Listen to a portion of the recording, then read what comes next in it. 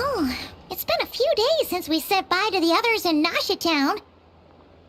Still no news about Rerir, though. Where could he have slunk off to? If only he was gone for good. But with all the trouble he stirred up before, there's no way we've seen the last of him. Hello! You must be the traveler in Paimon? Mr. Flint has been looking for you. Unfortunately, there's been a serious wild hunt attack over at the quarry. He thinks it's time to regroup and figure out a plan. The wild hunt? Oh, uh-oh. We better get over there, right away! Come on, let's go!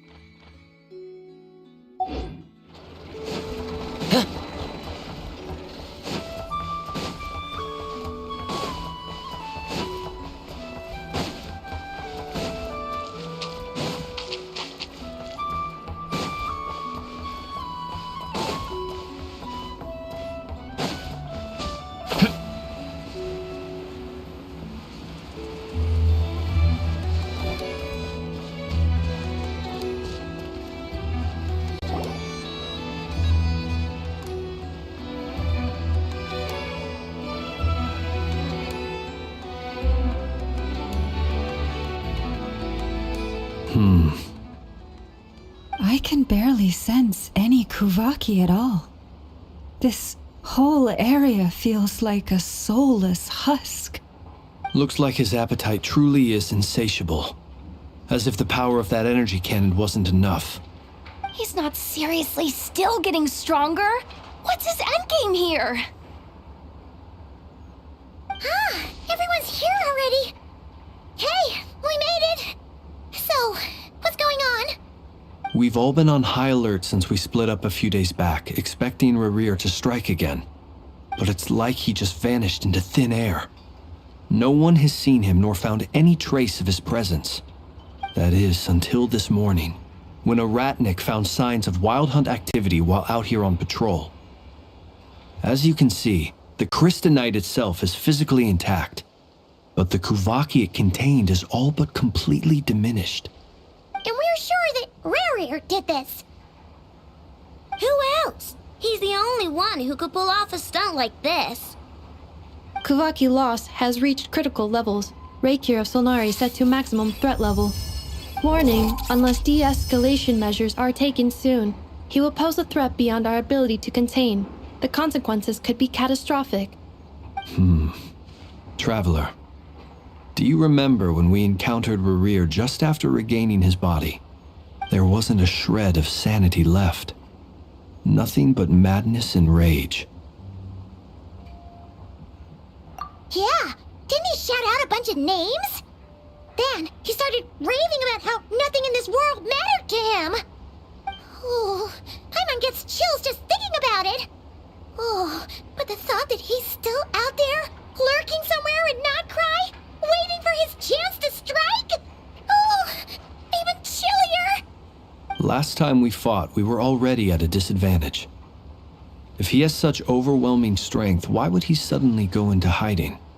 Yeah, if I were him and I wanted more Kuvaki, I'd just take it by force. No point staying in the shadows. Unless something went wrong. His whole resurrection thing didn't exactly go smoothly. The other thing is, how does someone who's completely lost their mind still have the wherewithal to cover their tracks so perfectly? Beats me.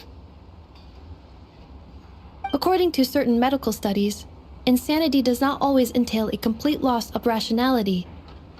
It may be that he is simply living in a world of his own. That actually sounds about right. He was ranting away to himself the whole time, like he had zero interest in talking to us. There are many unanswered questions here. He could be right under our noses, and we'd still be in the dark. Besides his name and title, we know little about him. Certainly nothing about his past, Or what he might be hoping to achieve. Exactly. And we wouldn't even know where to begin looking.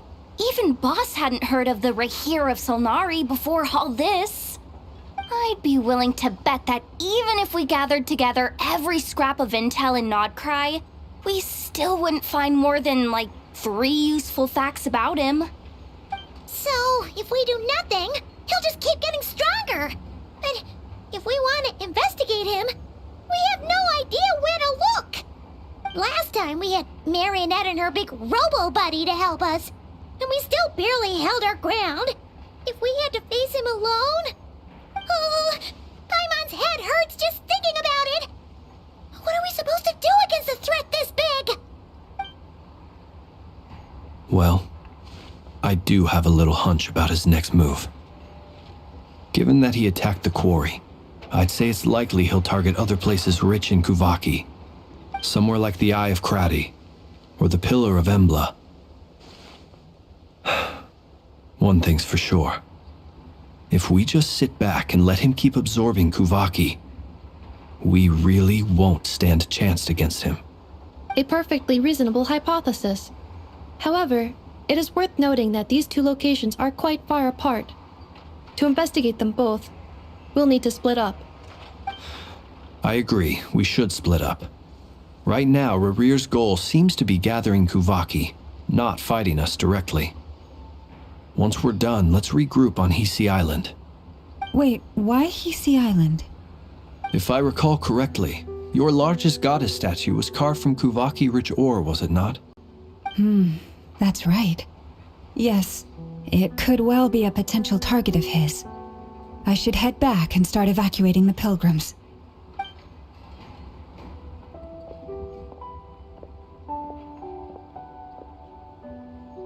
Splitting up's always gonna be risky. But I guess we don't have much choice, right?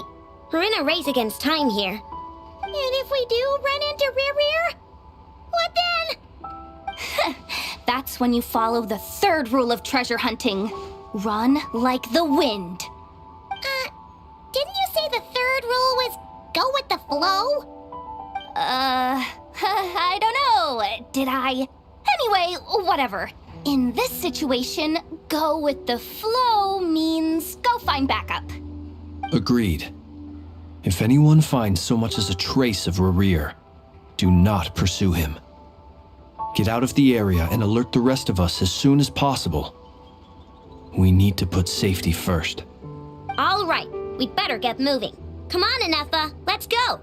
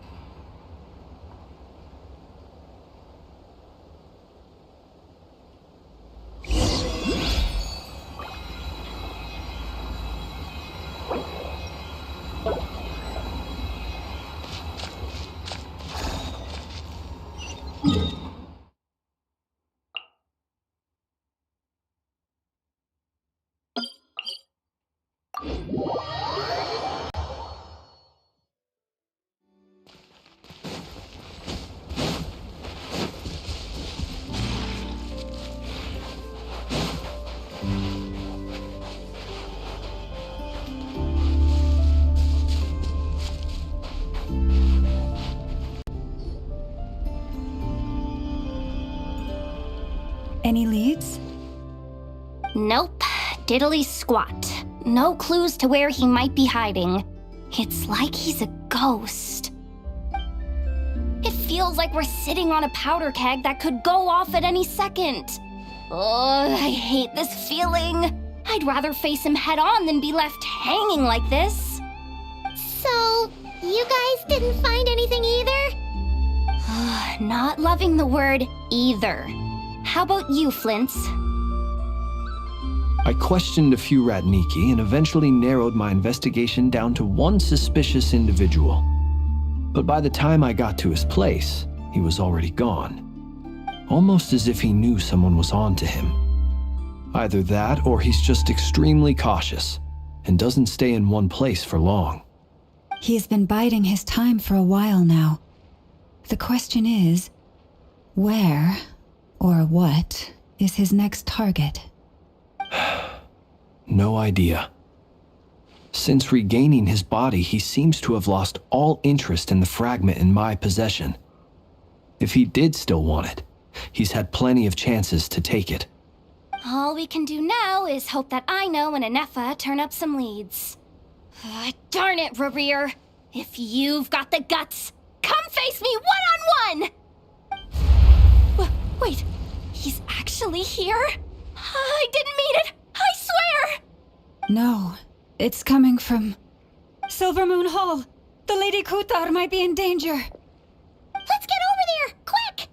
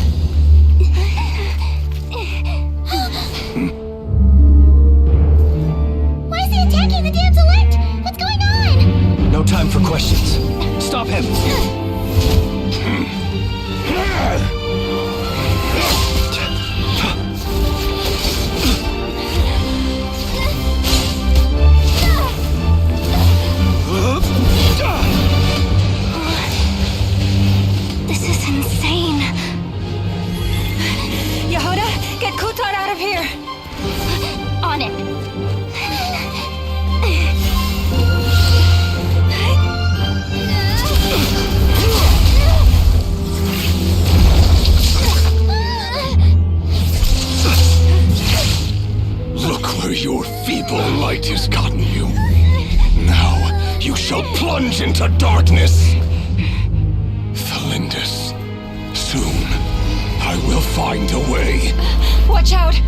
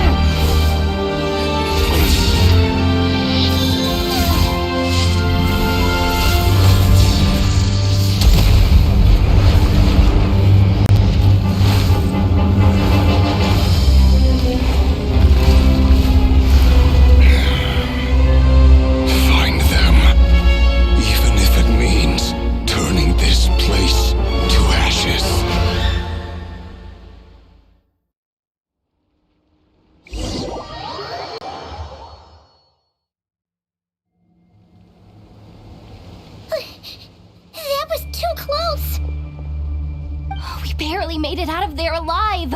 What's that guy's deal? How'd he get so crazy strong? He's a threat to this entire nation. I doubt his strength could even be measured by conventional standards. I have a question. When me and Anefa showed up, we saw him chasing after this lady like he wanted her dead. What was that all about? We weren't there for the whole thing either. They were already duking it out by the time we arrived. Yeah, we didn't see how it all started. It all escalated so quickly, we had no choice but to step in. Kutar, can you shed any light on the situation? Kutar. Cross-checking database. I see. So you're the one that the Frost Moon Scions refer to as the Moon Goddess? Wait, she's the Moon Goddess? Oh, no wonder she looks just like all those statues. There are many reasons why people might worship the moon, and just as many why they might despise it. I've never met that person before, but there was no mistaking his deep-seated hostility towards me. Why he holds me in such contempt, I cannot say. But since he hunts the power of the moon, it's no surprise that I am a target. Kutar. There are many potential motives. For instance, you help the traveler escape his grasp. This could be his way of taking revenge. It is also possible that he covets the Kuvaki inside you and seeks to take it for his own. The list goes on. But right now, devising a counter-strategy should be our #1 priority. The likelihood of this location being discovered is close to 100%. A counter strategy? But we don't stand a chance against an enemy like this. Surely our only option is to run. He's not gonna chase us to the end of the world, right? So as long as we can sneak out of Nod Krai undetected. No, I can't say that. Come on, Yehoda, this is serious stuff. You can't suggest we all just chicken out. Running is our only option. Huh? You seem surprised, but what other choice do we have? We are facing an enemy we cannot possibly defeat in battle. Well, I mean, yeah, but still. It's not too late. I can distract him, so you have plenty of time to make your escape. Wait, what? You're gonna act as bait? Doesn't that make sense? I'm the one he's after. There's no need for you to risk your necks on my behalf. A coyote doesn't stop for bypassers while it's howling at the moon.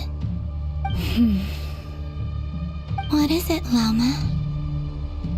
The Frost Moon Scions have already grown accustomed to life without their goddess. My presence here is no longer essential, and this is not my home, so you needn't ask me to stay. We can't just roll over and let him get away with this. That's not our style. Yeah, we can't just call it quits after everything we've been through together. Besides, she'd pretty much saved my life back there. If I just ditched her now, I'd never forgive myself. We can't overlook that you have saved our lives multiple times now. To talk of returning the favor would be a little crass for my liking. But suffice to say that we are friends, and friends look out for one another. Rerir's true objective remains unclear. Even if we were to sacrifice Miss Kutar, there's no guarantee he would stop. But Kutar, I know why you left the Frost Moon Scions so long ago. It was because people started treating prayer as a form of trade. They would make self-centered wishes, force you to accept meaningless offerings in return, and then expect you to perform miracles for them, as if that were their entitlement. If it were me, I might have walked away too. But I believe that time can change everything, and that sometimes it takes losing something precious to appreciate its true worth. After much reflection, I've realized that this was never about whether the Frost Moon Scions need you. Any relationship based on need is purely transactional. What I truly hope is that you'll choose to stay, not out of obligation, but as part of our family. You were born here, and now you've returned. Who knows? Perhaps it was the moonlight that guided you home. thank you, Lauma. But my power is on the wane. I'm afraid I will be of little use to you now. Very well then. I'll do as you say. Both times you saved us, we were transported across great distances in an instant. Is that one of your powers as the moon goddess? It is, but I find it very draining. I barely managed to pull it off just now, and it will be some time before I'm strong enough to do so again.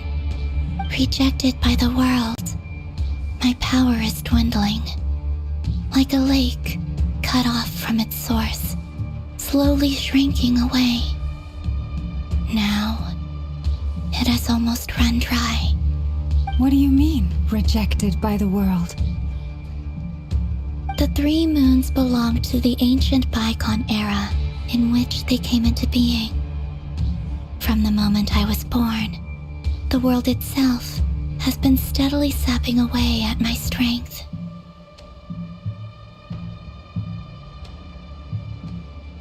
The 3 moons are not one and the same.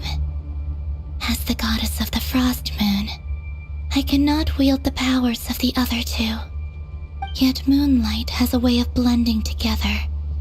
Each can reflect the other's glow. So when our fingers touched, I was able to restore my strength by drawing Kuvaki from the eternal moon's marrow. But this method of recovery is painfully slow. If only we could find the... It's the Wild Hunt! Even faster than we expected. We'll have to finish this conversation later. See how those Wild Hunt creatures are running away from us. They're likely just a scouting party, which means Rerir won't be far behind. Then what are we waiting for? Let's get the heck out of here!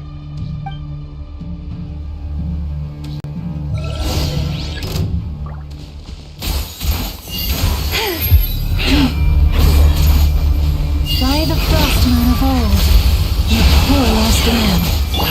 Close your eyes. Beware the creatures of the night. They just keep coming! This is driving me nuts! Rerir closing in on us. We need to pick up the pace. There's too many of them! And this time, we can't fall back on Utar's house to escape! This goes on much longer. Close your eyes. Night falls. The long sleep beckons. Annihilation mode. By the Frost Moon of old, rushes the wind. Observe to dust. Beware the creatures of the night. Be silent. Fear the dark. Ready? Durango! Preparing for dust up. Defensive mode engaged. For the everlasting past. The long sleep beckons. Close your eyes. Observe to dust. Close your eyes. To dust. Observe.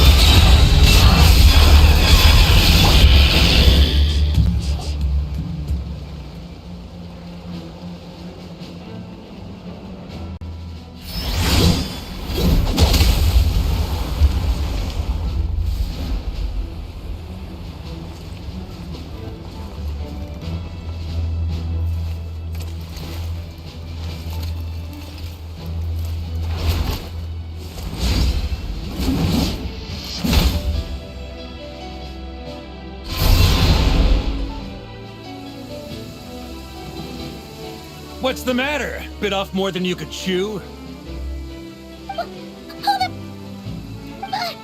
are you? Uncle Varka! You're back from Amsvartnir? Oh, you're Varka? Grand Master of the Knights of Favonius? We could save the intros for later. Right now, let's get you all out of this hellhole. Follow me. I know somewhere you'll be safe. Oh, is that where I think it is? That's the one. Come on, move! There's no time to waste.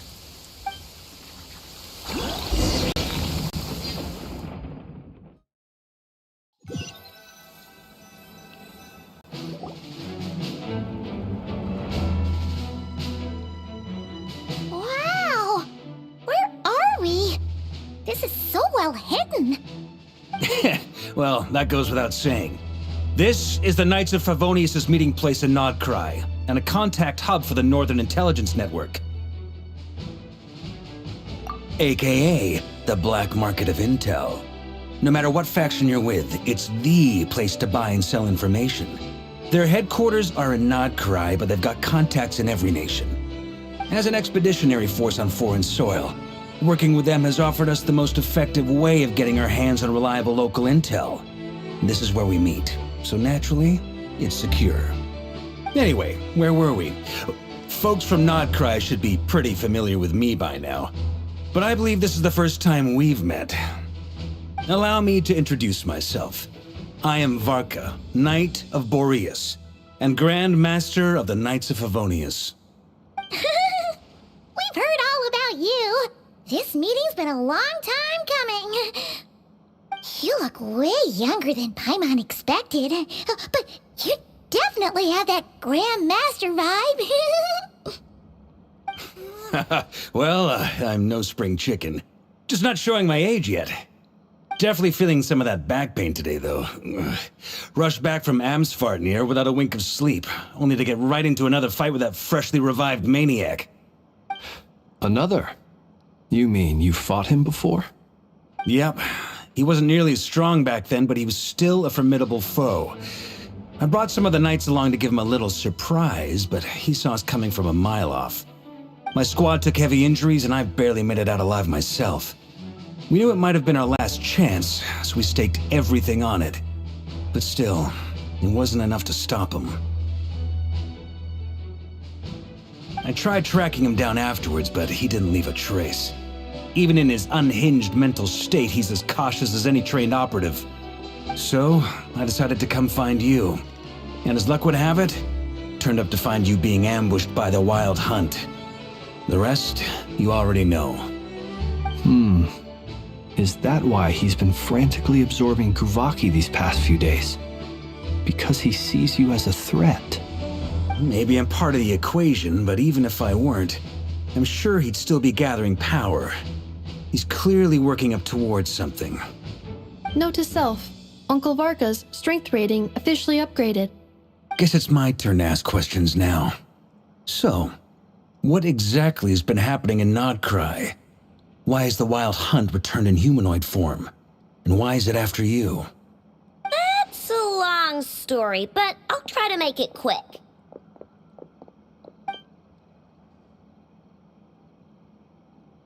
Wow, I had no idea so much had happened. Sounds like you guys have really been through it. So, the Kutar is actually a Fatui Harbinger. And all this Wild Hunt activity in Nod Krai is the work of the Rerir of Solnari, one of the 5 sinners. That's a lot to take in. Need some time to wrap my head around it all. I'm truly sorry, Mr. Varka. You stood with us against the Wild Hunt and did everything you could to stop it from escalating into a full-blown catastrophe. And then, the one time you're away, it all comes to a head and all your hard work gets undone. You've got nothing to apologize for, Miss Moonchanter. You can plan 100 steps ahead and still slip up. That's just life. No one knows what tomorrow holds. You can't predict which way the wind will blow next. And, to be perfectly honest, I can't say I'm surprised. For all the times we've defeated the Wild Hunt in the past, we've never been able to completely wipe it out. Turns out, we were just delaying the inevitable. But now that a new variable has come into play, fate may well take a different course. A new variable? You mean us? Who else? And in a strange way, I think his resurgence might not be an entirely bad thing. The Wild Hunt is like an unrelenting force of nature, but Rerir is an individual with an agenda. He's gotta have a weak spot somewhere. That said, while I was explaining everything just now, some of the points that Mr. Flint's added caught my attention. You mean about our mystery ally? That's right. From what you've said, not only did they lead you straight to some key files, they also shielded Hisi Island from a lethal Kuvaki blast. I don't know who or what could pull something like that off. Heck, even Miss Columbina doesn't have a clue. I hadn't heard the story about those files. Would you mind repeating their titles for me? Wild Hunt Phenomena Log, a Nod Krai Ratnik's Field Journal, and Kuvaki Survey Log. Oh. No. still doesn't ring a bell. Another dead end. Guess all we can do now is hope that our mystery ally keeps showing up when we most need them. Still, it's safest to assume they won't be intervening again. From here on out, we'll have to resolve this crisis by ourselves. Your intel also explains something else I've been wondering about. The reason I led my team to Amsfartnir was because we'd had reports about a possible source of the Wild Hunt showing up there. But once we looked into it, it turned out to be a red herring. I don't know who was behind it, but clearly, it served its purpose. I doubt it's by chance that he happened to make his comeback while my attention was diverted. And from everything you told me, it sounds like his scheming began well before his return. So maybe luring me away was all a part of his plan. But is it even possible that he orchestrated all of this by himself? The Moon Maiden and the Rerir of Solnari, Nod Krai of all places. The way everything is unfolding, it can't be a coincidence. So, what do we do now? Got any ideas? Right now, we've got at least 3 things to consider. Let's go through them one by one. First, we need to figure out how to take down Rerir. If we can't beat him in a straight-up fight, the rest won't even matter. To my knowledge, the bulk of Nod Krai's fighting force is already gathered here. But even with everyone united, we're still no match for Rerir in his current state, let alone with his power still growing. What if there was a way to tap into a new power of our own? How so? Have you thought of something, Columbina? 3 moons once watched over this world. The Eternal Moon was the largest, the Frost Moon was the brightest, and the Iridescent Moon was the most mysterious. They say that back then, the 3 moon goddesses wielded immense power, enough to shape the workings of the world itself. I now bear the Frost Moon's power, and the Eternal Moon's marrow resides within the Traveler. Hold on. Are you suggesting? The iridescent moon, the last piece in the puzzle. That's right. If we can find the Iridescent Moon's marrow, I will be able to regain my strength much more quickly. The 3 moons are said to stir the tides and illuminate all things. Perhaps they hold further secrets beyond our understanding. According to my analysis, the solution is feasible. However, it is subject to one major condition. How do we locate the Iridescent Moon's marrow? I know a way, but we will need to visit the Fatui's Experimental Design Bureau. The Experimental Design Bureau? Are you saying we need to involve Marionette? Yes. I must speak with Sandrone. It's a long way from here to the Experimental Design Bureau. There's a high chance you'll be spotted. You shouldn't go alone. Then that's settled. Next up, our second priority. Somehow, we need to figure out Rerir's end goal. As you saw for yourselves, when he was still in his Wild Hunt form, everything he did was for the sake of recovering his body and resurrecting himself. His first act since then, after laying low for a while, was to try and assassinate this young lady. People's obsessions often reveal their greatest vulnerabilities. There must be a reason why he despises the moon so deeply. Perhaps it sheds some light on his title, the Rerir of Solnari. The Wild Hunt has plagued Nod Krai for centuries now. If we want to stop it for good, we have to get to the root cause of what's driving it. It's true. We still know very little about him. If Kuthar hadn't given us that lead, we wouldn't even know his name. But where would we even start? I doubt even the Intel Queen of Nod Krai has a clue, and she has info coming out of her ears. Oh? That's a rather hasty conclusion for someone who's so painstakingly meticulous when it comes to dealing with machines. She heard me.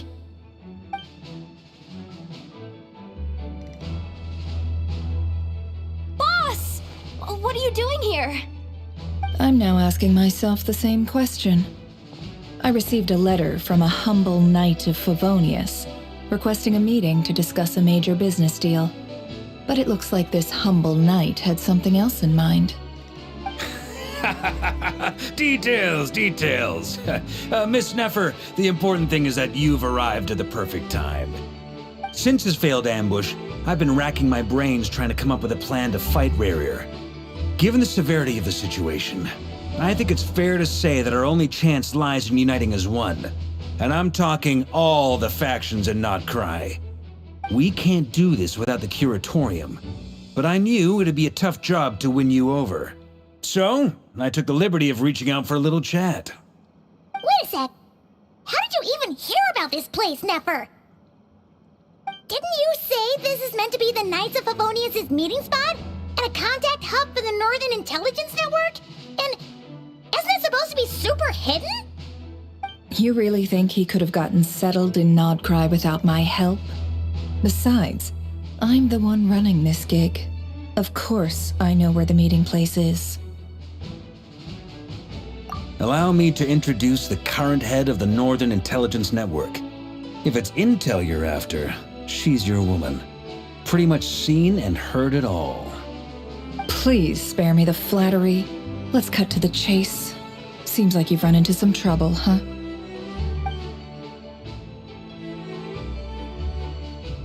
Well, this certainly qualifies as an unforeseen crisis. On behalf of the Curatorium of Secrets, I wish you all the best of luck. So you're just going to sit this one out? Why should I get involved? What could possibly be in it for me? What if we told you we can't do this without you? Oh? Then I'd say you'd better make it worth my while. I don't work for free. I can't put a price on something like this. It's just not in my nature. But then again, you and I have always been polar opposites in this regard, so I can't exactly say I didn't see this coming.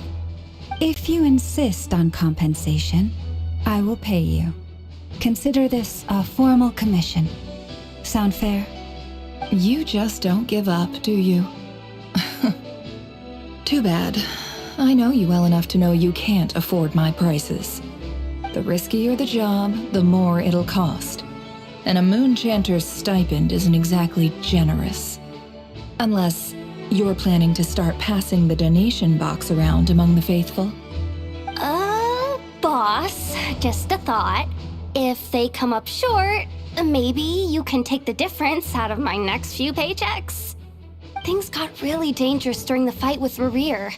If this girl hadn't saved me, I'd be ley line fodder by now. I'd be gone for good, boss. If there's any way we can make this work, I'd really like to help her. Please? I'm begging you. This is why I'm always telling you never accept favors. They are the hardest debts to repay. You have to be careful who you get involved with, or you invite all kinds of misfortune. Very well, Yehoda, I will help. But just this once. Don't count on this happening again. Flynn's, that fragment that Rerir was after, do you still have it on you? Of course. Let me borrow it. I need it to follow up on some leads. Wait, you actually have some leads? Shh. This is top secret information. I get it. We all have things we'd rather keep to ourselves. Plus, I know we can count on you, so we'll leave the intel gathering in your hands. And that brings me to the third and final item. We need to find a way to distract him. We need time to make our move, so someone will have to stall him. I'm in for this part, no matter what. Anyone coming with? Count me in too. Come off it, you two. Quit playing heroes. I'm way ahead of you here. Nefa did a scan of the Moon Goddess's Kuvaki signature, and we're gonna use it to make some decoys over at the Kramkake craft shop. Anyone who's in, follow me. Once they're ready, we'll deploy the decoys across Nod Krai. So as long as the rest of you keep moving, he won't catch on to your scent and won't be able to track you down. I like it. Genius idea. No biggie. All right then, we'll split into 3 teams. Once your team has finished their mission, return here and wait for the others. Dismissed!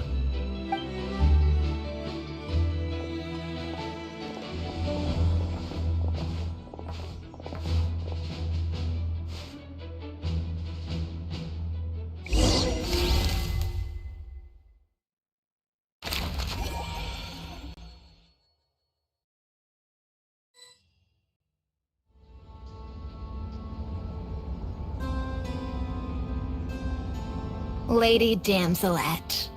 Wait, and you two? What are you doing at the Kuvaki Experimental Design Bureau? We've been doing our best to mind our own business lately. But if you're just gonna waltz up here like this, you're seriously pressing your luck.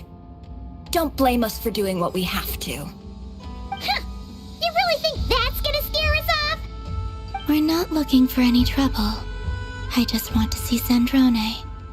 Do I need to remind you that you're still a wanted fugitive for deserting us? Out of consideration for our former ties and the crisis we're all up against, we'll let you leave in one piece. But don't even think about trying to get inside. Let them in. But...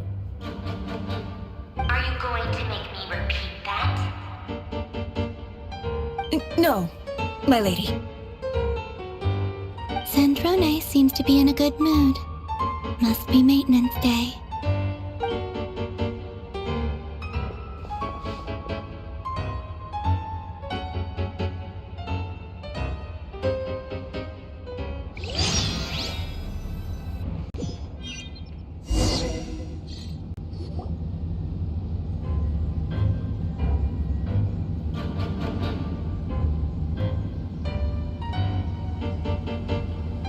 So tell me, to what do I owe the honor this time? Actually, before you answer that, just so we're clear, we're not colleagues anymore, Columbina. I don't owe you anything. I promise it's nothing big. It seems like you've gotten the wrong idea here. The only reason I let you in was because I was bored. It seemed like a way to kill some time and satisfy my own curiosity. Whatever miscalculations I may or may not have made in the past, I haven't lost the plot enough to even consider sticking my neck out for your sakes. I'd like to speak with Arlecchino. What? Huh? You mean the knave? I'd like to speak with Arlecchino. Is she in Nod Krai? No, she's not. Once the work on this facility was completed, she went back with the Rooster and Rerir. The only ones in Nod Krai are me and... What is it you need to speak to her about anyway? Rerir is hunting me. If I'm going to face him, I must first retrieve the lost moon.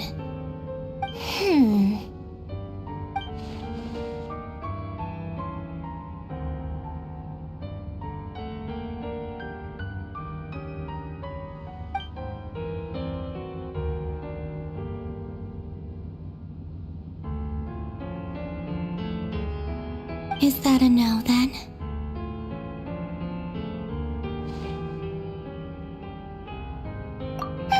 As if I need reminding. I was this close to settling things with him before someone decided to whisk me away to their weird little garden. Have you held any tea parties lately? Tea parties? Yeah, obviously. You don't seriously think we'd pack it all in just because you aren't here. If anything, they've been more eventful than ever. Just me, Arlecchino, and a bunch of insolent and sensitive guests who won't stop asking where you've gone. Oh, they've been a real joy. I bet you served them the worst tea you have. Just like you used to do to me when I upset you. Who cares about how good the tea is when there's no one around to drink it? I keep losing people. First Rosaline, now you. I'm running out of people who can make me laugh. Honestly, what could be more ridiculous than the multi-centenarian goddess? who's only ever had the plain herbal tea she received as offerings. You'd always brew a different type of tea for me each time. Was it really just to see how I'd react?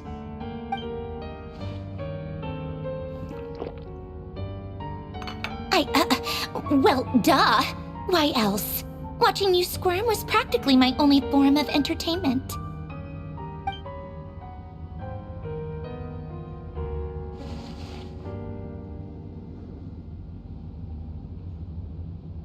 Oh, yeah.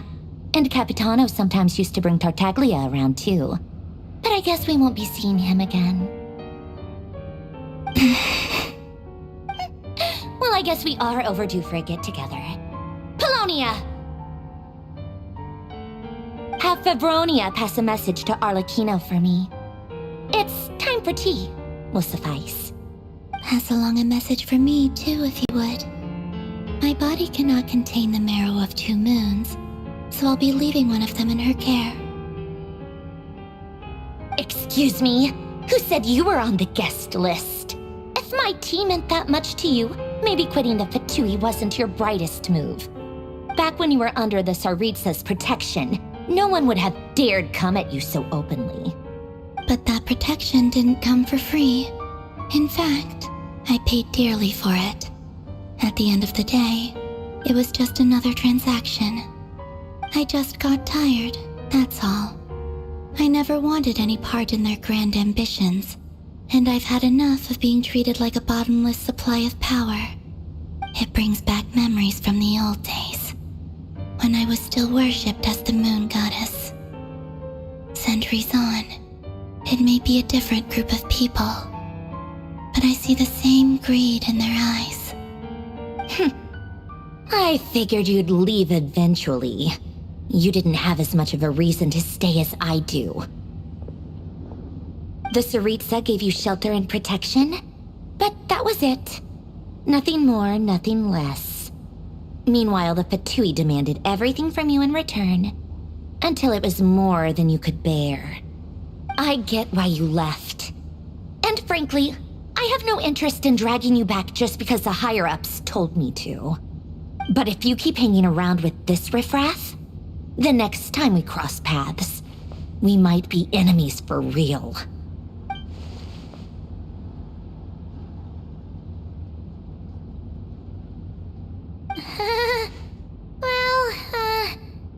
Guess that's our cue to leave. That might be your plan. But it sounds like someone else wants you to stay a little longer. Huh? What do you mean? Listen.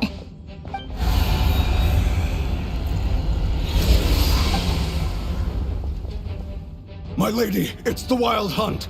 A horde of monsters is headed straight for the facility.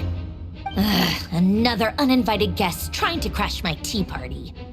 Clear the area. I'll handle this. Wait, what? You want us to leave you here by yourself? You'll be lucky to make it out of this alive. You really think you can afford to worry about me? Go on, get out of here. You may have stopped Polonia from crushing him last time, but I've made sure that won't happen again. The entire Experimental Design Bureau is rigged for war. Stay and watch if you want, but it'll be at your own risk. You're not flagged as friendlies in the weapon system. Don't tell me what to do!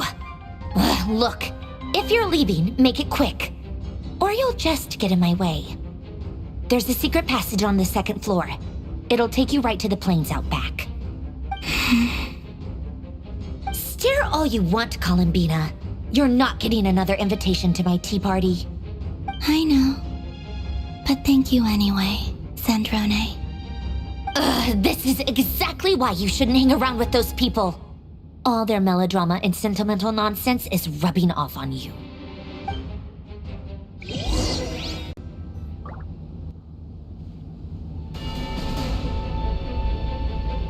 Come on then, Mr. Rerir.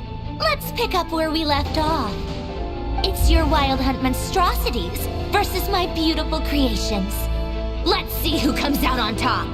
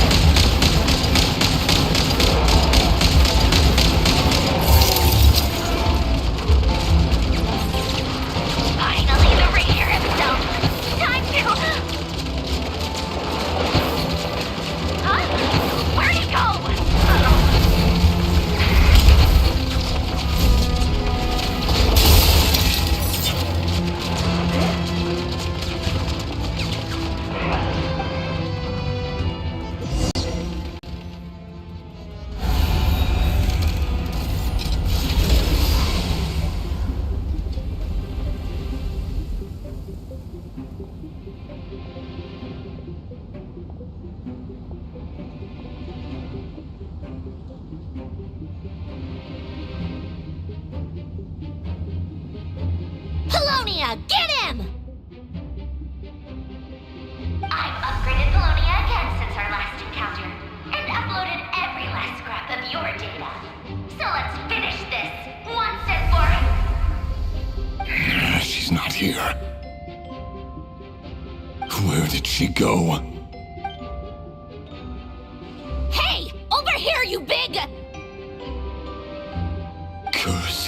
Moon. Go. Keep searching. She cannot have gotten far.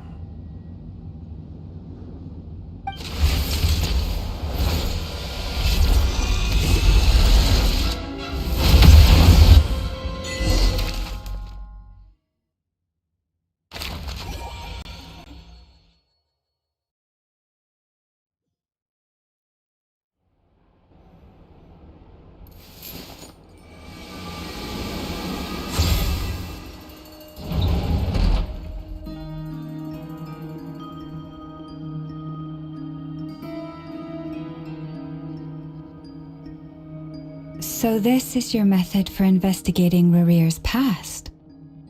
It almost looks like some kind of ceremony. Good deduction.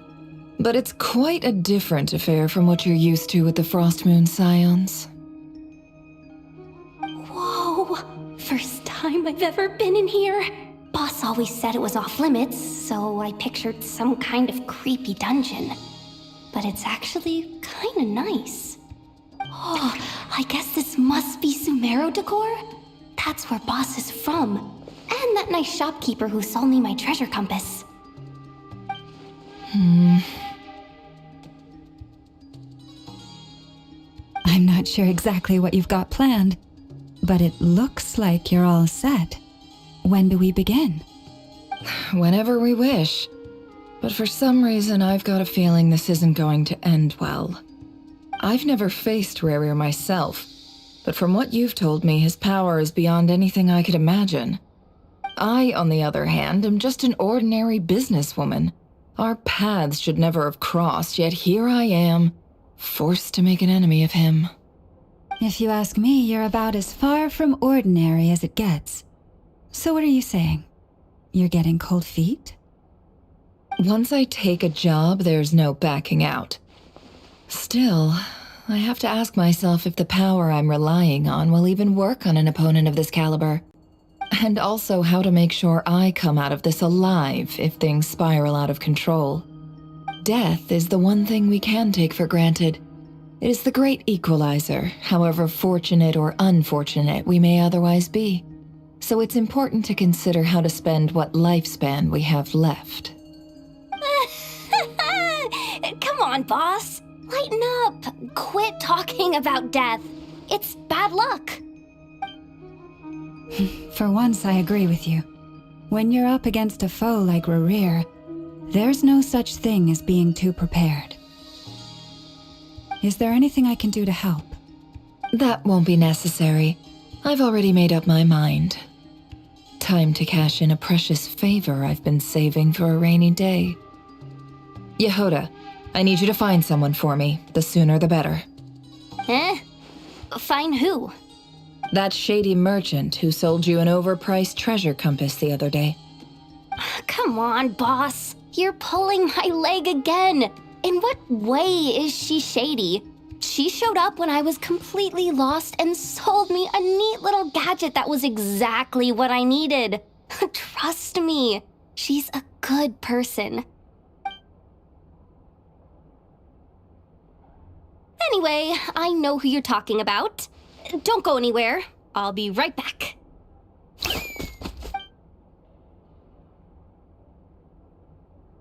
Quit dragging me. I genuinely can't run any further.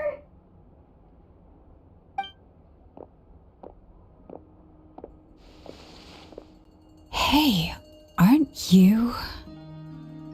What is it? What's the big rush? You dragged me out of a dream where I was literally swimming in Mora. I'm charging double my usual attendance fee. See, look how easygoing she is. After that rude awakening, she could have completely snapped at us.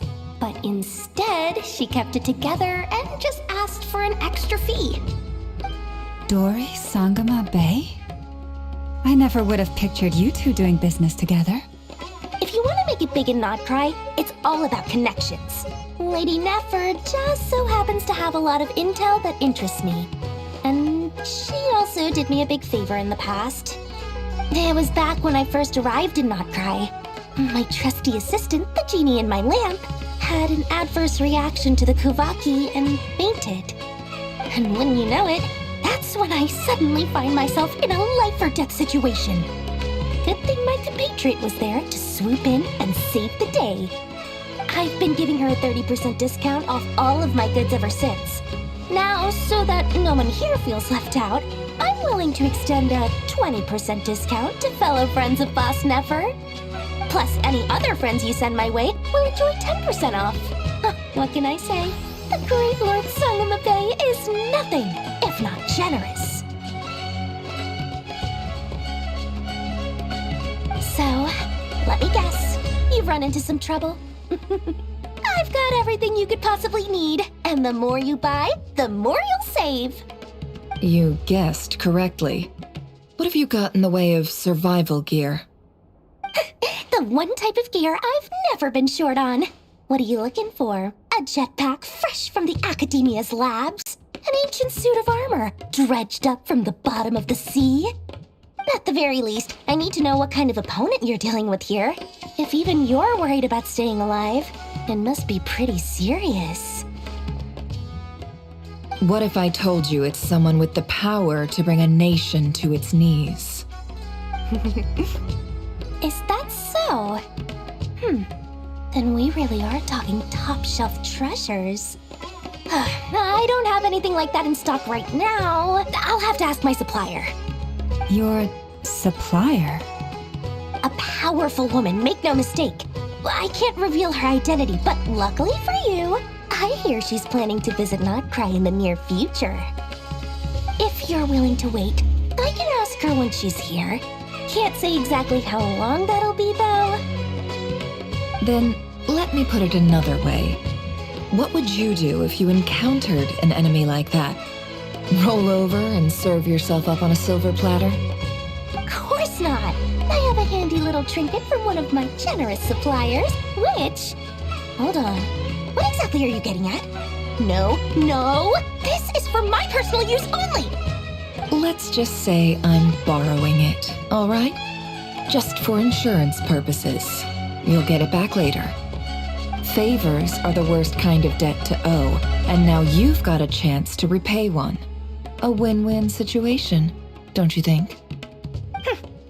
Fine. You can borrow it for 5 days. No, make that 3. And for every extra hour after that, I'm charging you 1,000,000 mora. Deal? Deal.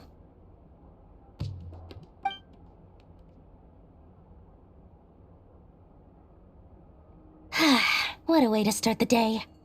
Now, was there anything else you wanted? Or can I go back to bed now?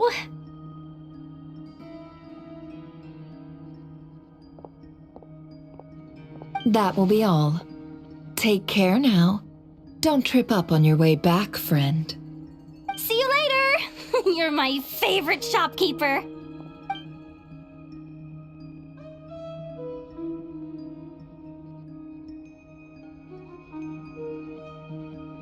Excellent. Everything is well and truly ready. The ceremony can now begin. After initiating the ceremony, your minds will follow me wherever I go. You will see many strange things in your mind's eye. So remember, don't be frightened, and don't make a sound. Now then, let us peer into the Rerir of Solnari's past.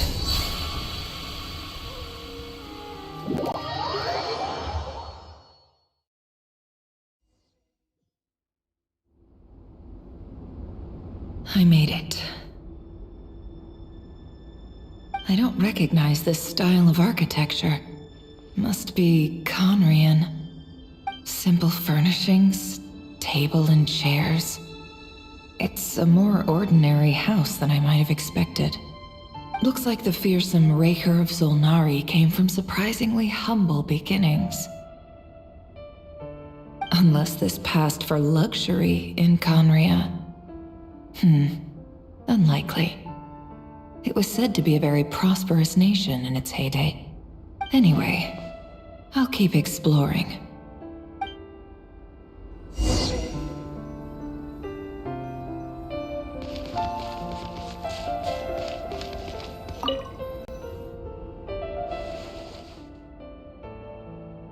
Hi, Rerir.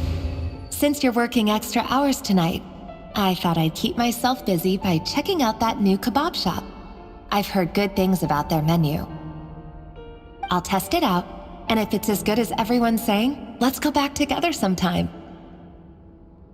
P.S. New stash from the Universitas Magistrorum.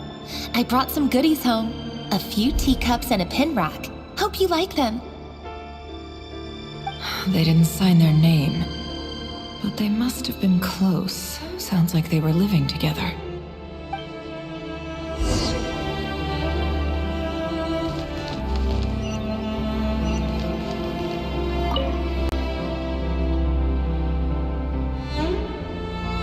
I went over to Joseph's for drinks today.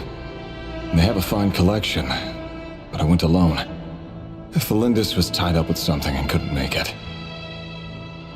Joseph asked why I came alone, but I didn't really have an answer. He then went on to ask about other things.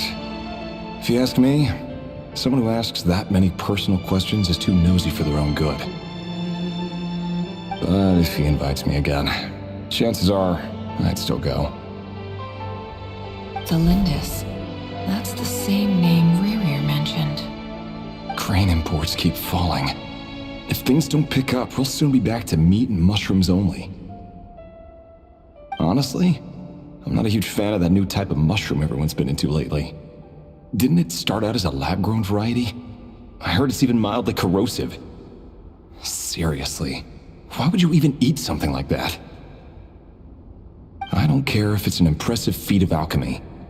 That just isn't the kind of thing I like to eat. Grain has to be imported, and they're eating a diet of mostly meat and mushrooms. Could it be because Khaenri'ah is underground, so it doesn't get much sunlight? That would explain why they use so much stone in their buildings. They even use alchemically modified strains for food. Seems like the people of Khaenri'ah don't have many options when it comes to dining. I've just about saved up enough now.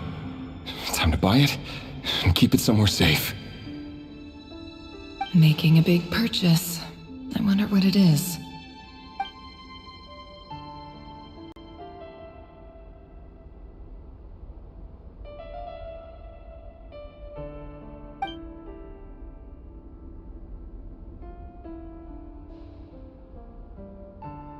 He really is a professional. No wonder he's so good at covering his tracks. Despite what he's become, it seems like he's retained certain habits, at least in this regard.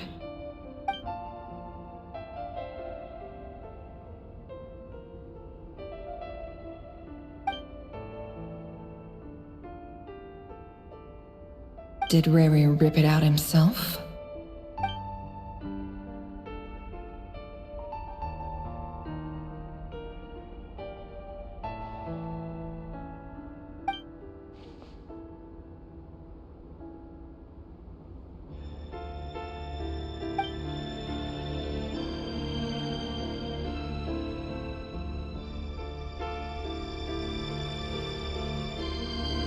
Before I met you, I was convinced that my heart was nothing more than a stagnant pool. The burial place of a fallen moon. A withered, windless grove where the waters rested forever unrippled. It was you who helped me see that my heart hadn't entirely withered away. That it could still beat to the rhythm of love. This is just trivial sentimentality from the looks of it. Why would he go to the trouble of hiding that? The burial place of a fallen moon.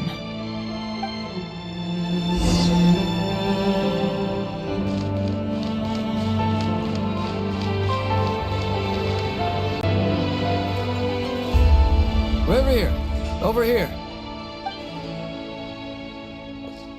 Dane!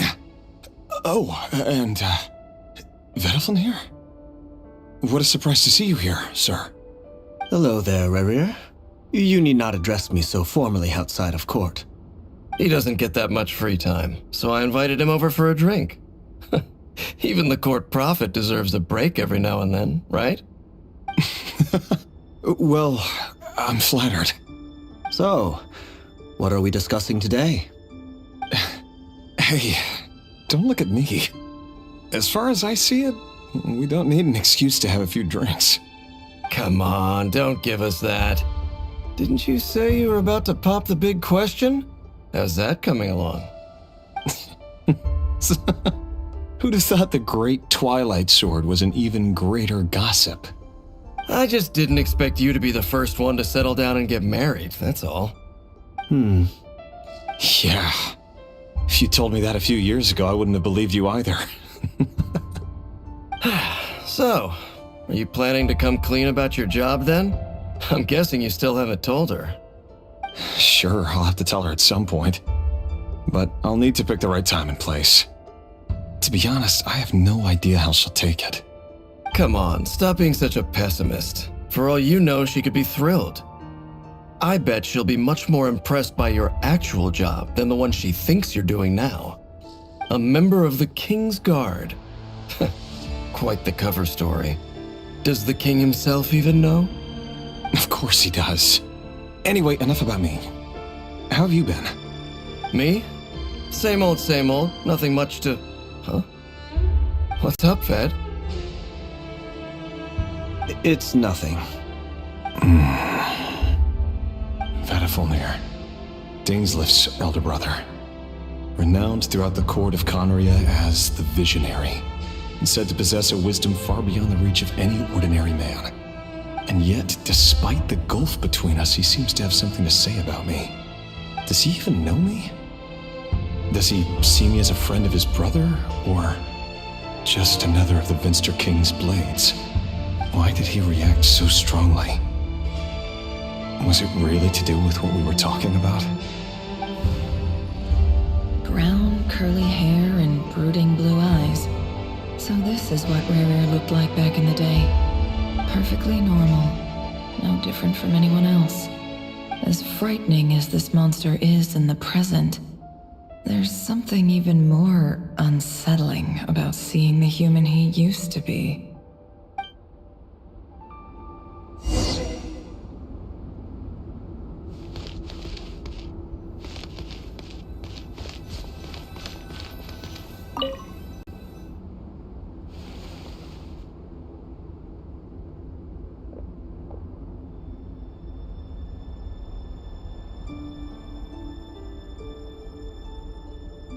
Felindis?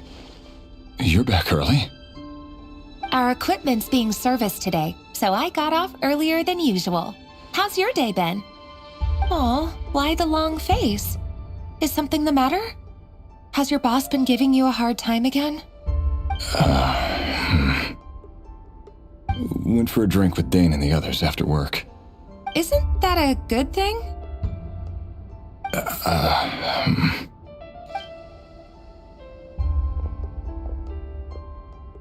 Vedifulnir showed up today, too. You know, Dainsleif's older brother. Ah, Mr. Vedifulnir. Yes, I've heard of him. They say that everything he says ends up coming true. He overheard Dainsleif mention that I'd recently proposed, and seemed to have an issue with it. But when I asked what it was, he kept it to himself. So, you're worried?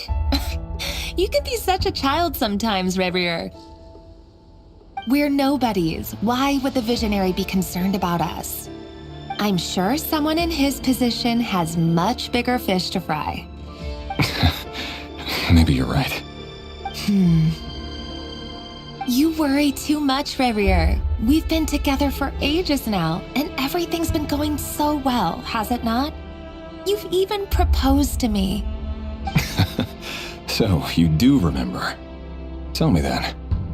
What's your answer? Like I said, I need some time to decide. You can't just rush into things like this. We may be nobodies in the grand scheme of things, but if we want things to work out, we've still got to plan ahead. All right. Take your time. Just don't keep me waiting forever. Nobodies.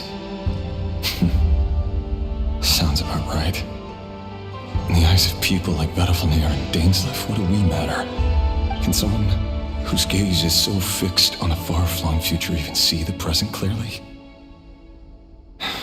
Besides, the dynasty's fate rests with the king and his inner circle. Whatever I do, it won't make much difference. Meanwhile, every idea they come up with and every decision they make, it affects everything. These days, the king is lost in his research, and the purge of the Crimson Moon bloodline grows ever more intense. The opposition tried to speak out, but nothing came of it. And I'm under no illusions as to why. Because we eliminated them and got rid of their bodies. A man can have 1,000 reasons to carry a sword, but there are few good excuses to use it. Yet the king has never even considered a gentler approach, and he never will. What becomes of someone who kills on another's behalf? Can he ever find true peace?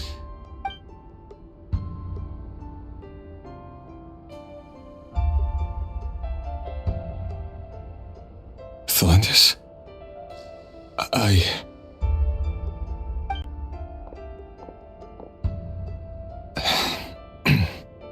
It's nothing. You were right. Fate has never smiled upon nobodies like us. But by the same token, it's unlikely to bear a grudge against us either. There's no reason we can't keep living happily together, cherishing the simple joys of each day as they come. See? You just need to stay positive, Rerir. I can feel your warmth, your breath. You're right there, right by my side. Just seeing you makes me happy in a way I can't explain, and that's something that no one could ever take away from me. So smile, my love. Let go of that frown. You're right, Thelindis. I've just been overthinking things. That's better. Getting caught up about things like this will only ruin our evening. Speaking of which, all set for the ball tonight? I need to go get ready. You go ahead. I just have a few things to take care of, then I'll come join you. Even busier than the big shots, huh? Fine, I'll go get started. But don't be late. If you keep me waiting too long, I won't be a happy bunny. Relax. I'll be there. Seriously, though, you drive a hard bargain. You're really gonna leave my proposal hanging and still expect me to take you to the ball? Well, that goes without saying. I already told everyone I'd be coming with a dance partner. Besides, they're two completely different things. Let's take it one thing at a time, all right? All right. White outfit it is. It seems like Rerir was deliberately hiding his ties to the intelligence services by giving the impression that he was just an ordinary member of the Venster King's Guard.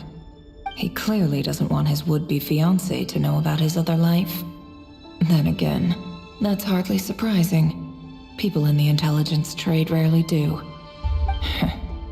Who'd have thought we were in the same line of work? Let's dig a little deeper.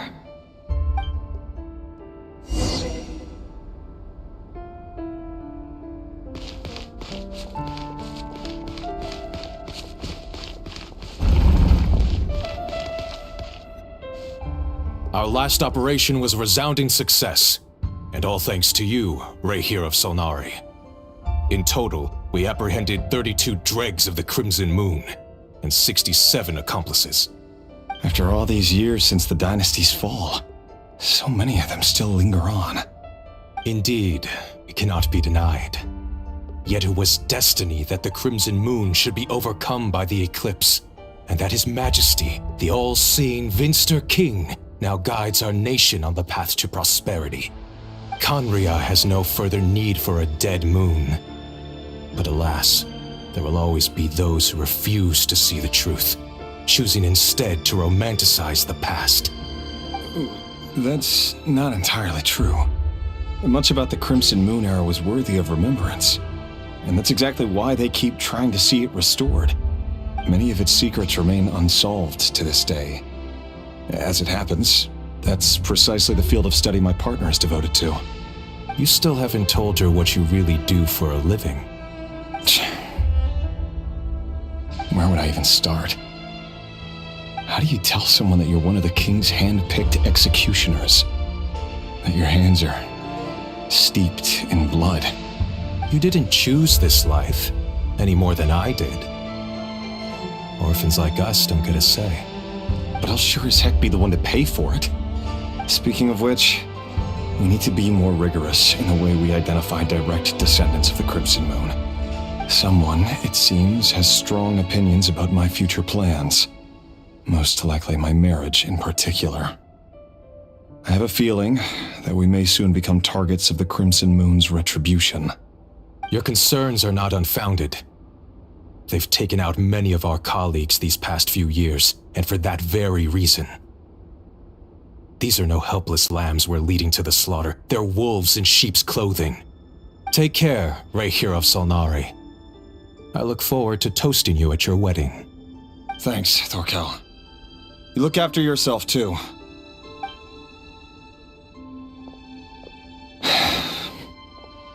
Thelindis, I never wanted to keep this from you. You're the last person I would ever want to lie to. But that's exactly why I can't tell you everything. There are things you shouldn't know. Things you cannot know. The moonlit dynasties are a thing of the past. Yet even now, with the sun shining high in the sky, there are those who would call forth a dead moon's ghost. Could that be why Vedalfnir held back? Or was it because of some court secret he's not at liberty to share? I have to get a clear answer from him. No matter what happens, I will protect Thelindis. Rerir seems to be very concerned by Vedalfnir's reaction. Vedalfnir and Dainsleif, the Visionary and Twilight Sword. So that's what they were really like. I've investigated this whole area now. There doesn't seem to be any other memories here. Should I try somewhere else? Wait a second. What's this black smoke?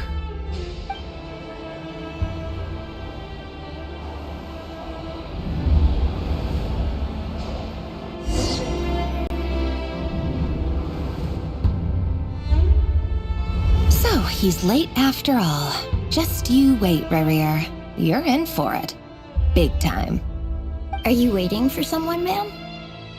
Could I tempt you into buying some flowers? Oh, sure. Pick me out a pretty bunch if you would. Thank you. But I'm afraid none of them are as pretty as you. For someone so young, you sure have a way with words, don't you? I'm only telling the truth. Look me in the eyes. You'll see I'm not lying.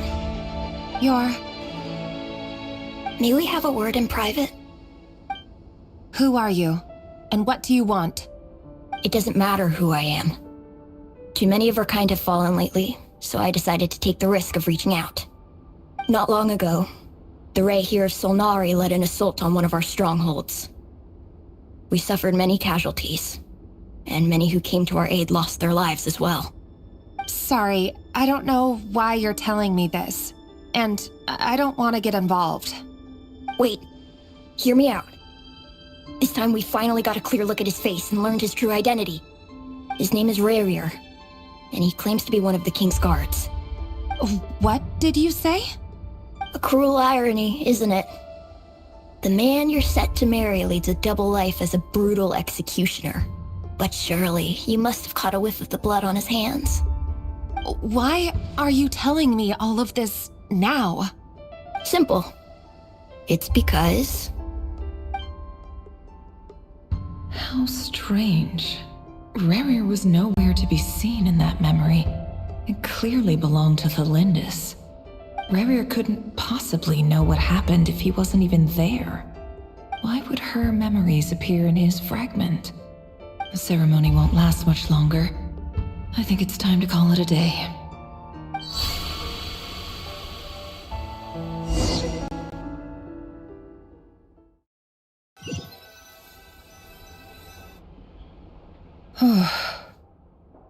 So that was your doing? Did you just pull us inside Rerir's fragment to spy directly on his memories? Any more questions and I'll have to start charging. I had no idea you could do that, boss! Seriously, that was amazing! We're not worthy. We're not worthy! I gotta admit, though, I'm itching to see what happens next. Feels like we barely scratched the surface. I'm just as curious as you are, but the ceremony only allows for limited time inside. That's all we can see for now. Luckily, we managed to learn quite a lot. So far, so good. I just hope the others are doing okay too. Especially the group with the Traveler. Their mission is a risky one. Let's hope it's all going smoothly. If you're worried about them, go see how they're doing. If I know Boss, she's gonna need some time to write up all the details and make sure it's all coherent. I'll stay behind to lend a hand, but feel free to head back and meet up with the others.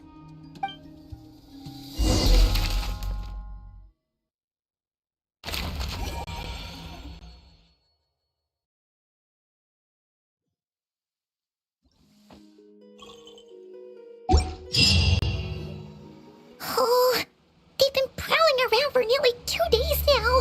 These things just won't quit. Oh, they might not have seen us yet, but them constantly sweeping the area, our way out is completely blocked. Oh, that's never gonna work.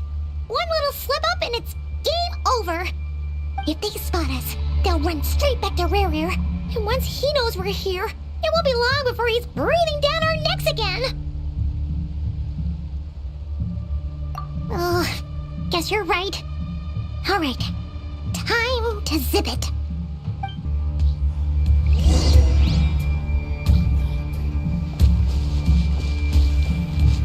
Quick, hide! We almost got spotted!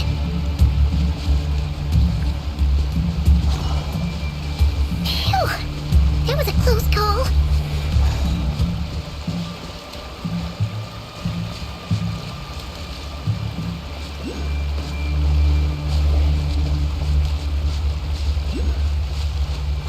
Watch out! It's coming this way!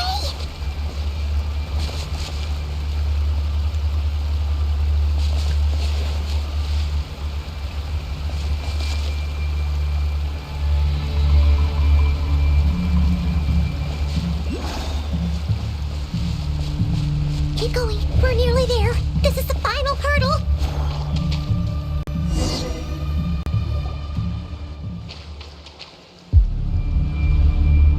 Oh, there's no end to these things.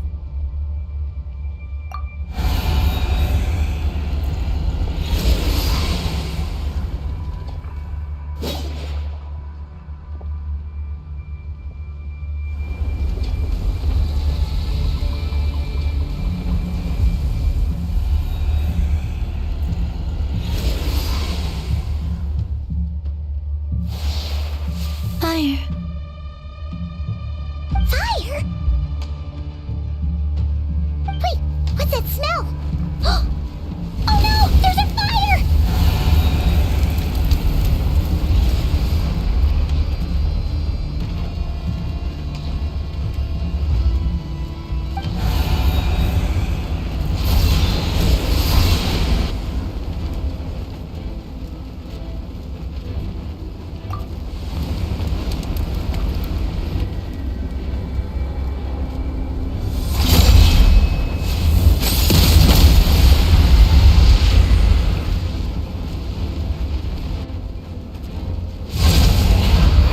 Sandrone was right. You look weak, Columbina. The old you would never have let such lowly creatures bar your way. Word has it that you did something for the Tsaritsa, and that's why you've lost most of your power. Freedom comes at a heavy price, doesn't it?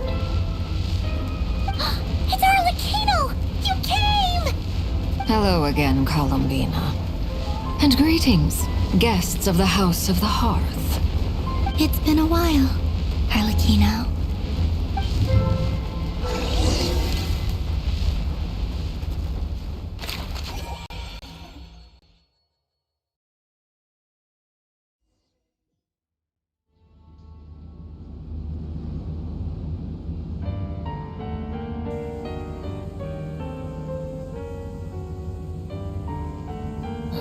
stupid Rerir of stupid Solnari.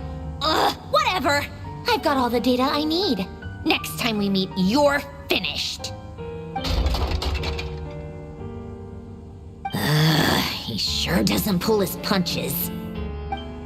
Excuse me, do you need a hand? You can do me a favor by staying out of my way. Can't you see I'm busy? Wait a minute. I recognize that voice. Hello, Miss Sandrone. Father sent us over to help. How considerate of her. Hey, Fremine, get over here and help me fix this. Lenny, you do your thing. Just keep your sister away from my machines. Nearly every machine that cat girl touches ends up going haywire. Go put her on cleaning duty or something.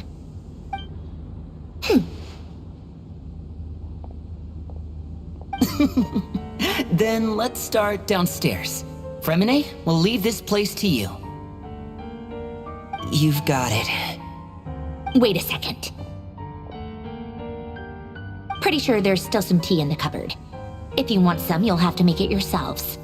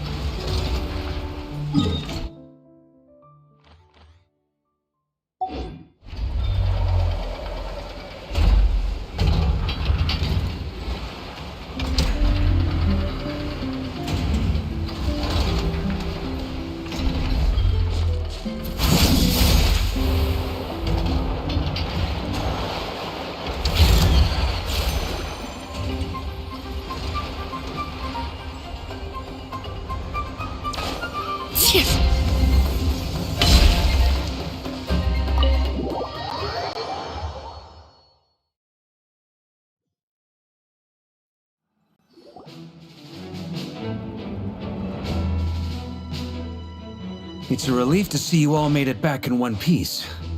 Huh? Feels like there's quite a few people missing. Where's Flint's and the others? And what about Niffer? I returned ahead of them. Flint is helping Aino and Anefa to set up the decoys and buy us some time. As for Miss Neffer... Boss is still wrapping things up on her end. She sent us back to fill you all in on the top secret intel we've been gathering. I see. Then let's get right into it. But first, who do we have here? You brought someone else in to help? Greetings. I was invited here to help as a longtime Tea Party companion of Columbina's. You may call me Arlecchino. Surely it can't be. Those eyes. Oh, where have I seen them before? Wait, of course. In those memories we just saw. The only Arlecchino I know is the fourth of the Fatui Harbingers.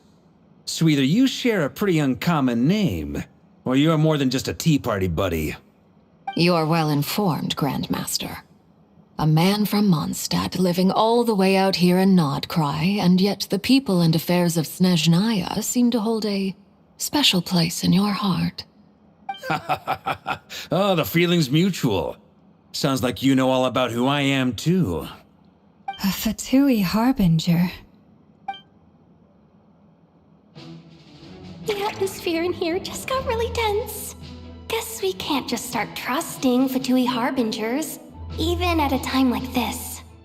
I must admit, though, I'm a little curious. Seeing as the Moon Goddess no longer belongs to the Fatui, what makes you so willing to put your neck on the line here? Nor does Nod Krai belong to Mondstadt, Mr. Varka. Yet still, you're fighting for it all the same. Things don't always have to have a tangible payoff. Sometimes, stopping things from spiraling out of control is a higher priority than chasing the spoils of victory. Of course, I can't say there's nothing in it for me at all. But that's between Columbina and myself. Forgive me. I don't mean to doubt you. It's just that the Fatui really have been the source of many of our troubles. We have our own way of doing things here in Nod Krai. But ever since they arrived, the Fatui have treated us with nothing but hostility. I know there's been a lot of bad blood between us in the past. I've done my utmost to avoid friction whenever I could. But sometimes fundamental conflicts of interest simply can't be settled amicably. That's why I'm here solely in a personal capacity. This has nothing to do with the Fatui. As a gesture of good faith, I'll be frank. I can help Columbina track down the iridescent moon's marrow, which will help her restore more of her power. Anyway, what else is on the agenda? Let's begin. She says she'll be frank, then completely skips over the details. Looks like she doesn't want to give away too many secrets after all. But she clearly wants to change the subject. It'd be awkward if I tried to bring it up again now. I guess we'll just have to go along with it. She's the fourth of the Fatui Harbingers after all. One look and you can tell she's not someone you'd want to mess with.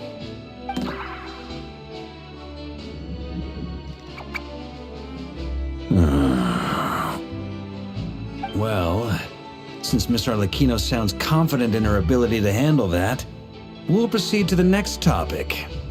Yehoda, time to share that top-secret intel. All right, listen up, everyone. First, we now know that Rerir was originally a Khaenri'ah secret agent whose primary mission was to hunt down and assassinate the so-called Dregs of the Crimson Moon. The Dregs of the Crimson Moon? Mm-hmm. In the memories, there was a lot of talk about the Crimson Moon and Eclipse, and a whole bunch of other stuff from the time of Khaenri'ah. To my knowledge, those were the names of two different Khaenri'ah dynasties.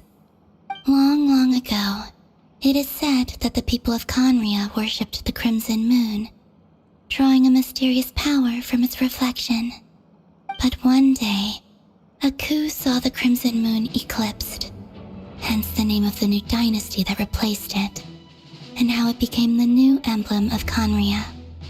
Still, long after the Crimson Moon dynasty had fallen, the last ruler of the Eclipse dynasty, the Vinster King, still coveted the secrets it left behind. So, he sent the Rerir of Solnari to secretly hunt down the Crimson Moon's few remaining followers. In those days, Rerir showed no signs of madness. In fact, he was as normal as any other person. Oh, and he had a fiancé, or at least a would-be fiancé, called Tholindis. What's the matter?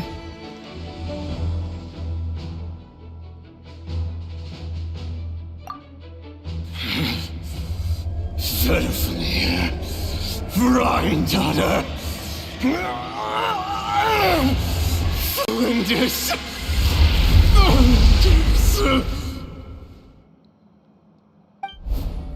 Interesting. Anything else? Well, she was a researcher at the Universitas Magistrorum, but it felt like she was hiding some kind of secret. Oh, and one more thing. For some reason, Rerir's fragment also contains some of Tholindis' memories, though only a very small portion. Well, no shortage of potential leads, I'll give you that. In any case, it sounds like we can conclude that while Tholindis was still around, Rerir appeared to be lucid and quite normal. Tholindis, it seems, must have been the one thing in this world that he couldn't let go of. Tell me, though, were these pure-blood Khaenri'ahs we're talking about here? Why do you need to know that? Hold on. If she was a pure-blood Khaenri'ah... Oh yeah! Just like how it was with the captain! If we could somehow find her, do you think there's any chance Rerir might regain some of his sanity? It's possible, but it would take a miracle. We can't pin all our hopes on that. That merchant who never knows, Dori Sangama Bay. Maybe we could hire her to look into it. All right then. Let's keep working in our separate teams. Traveler, Paimon, Kutar, and Miss Arlecchino will go look for the iridescent moon's marrow. As for the others...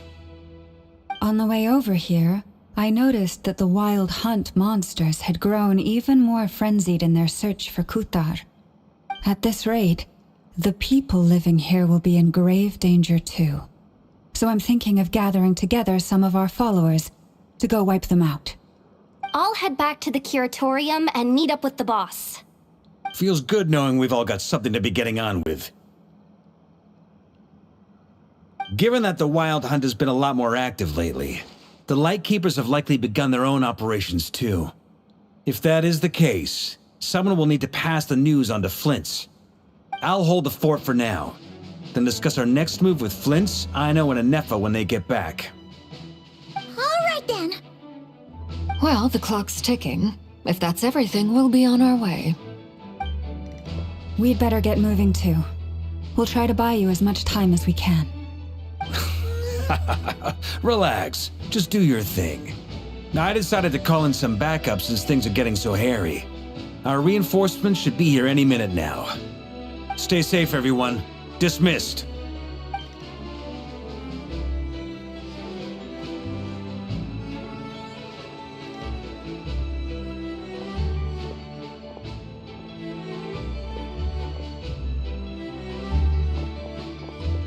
We're back.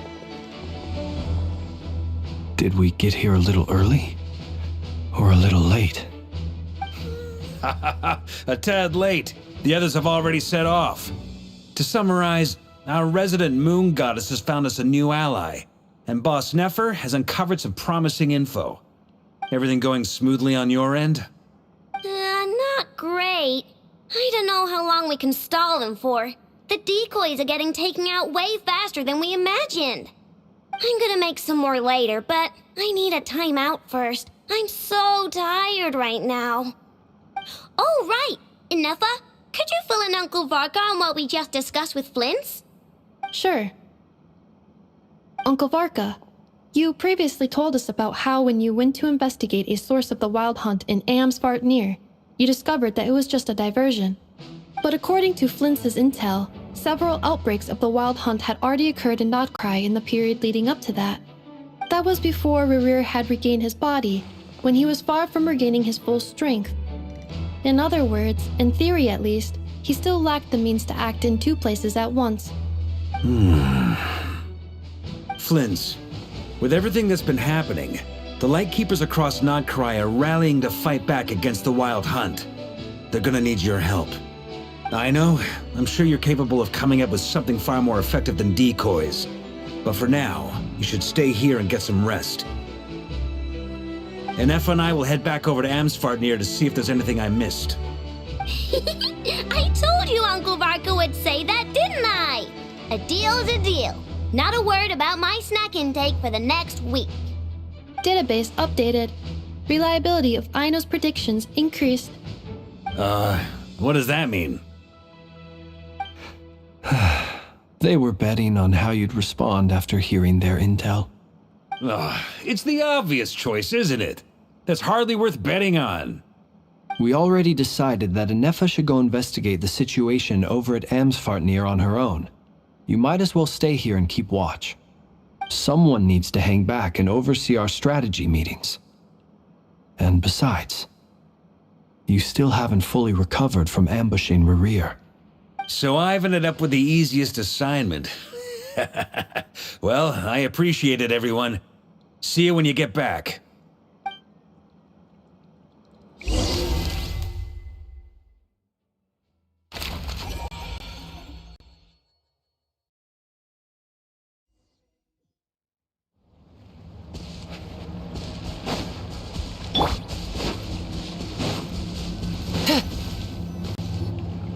Here, this will serve as a good spot to cross over. Arlecchino, hold up a second.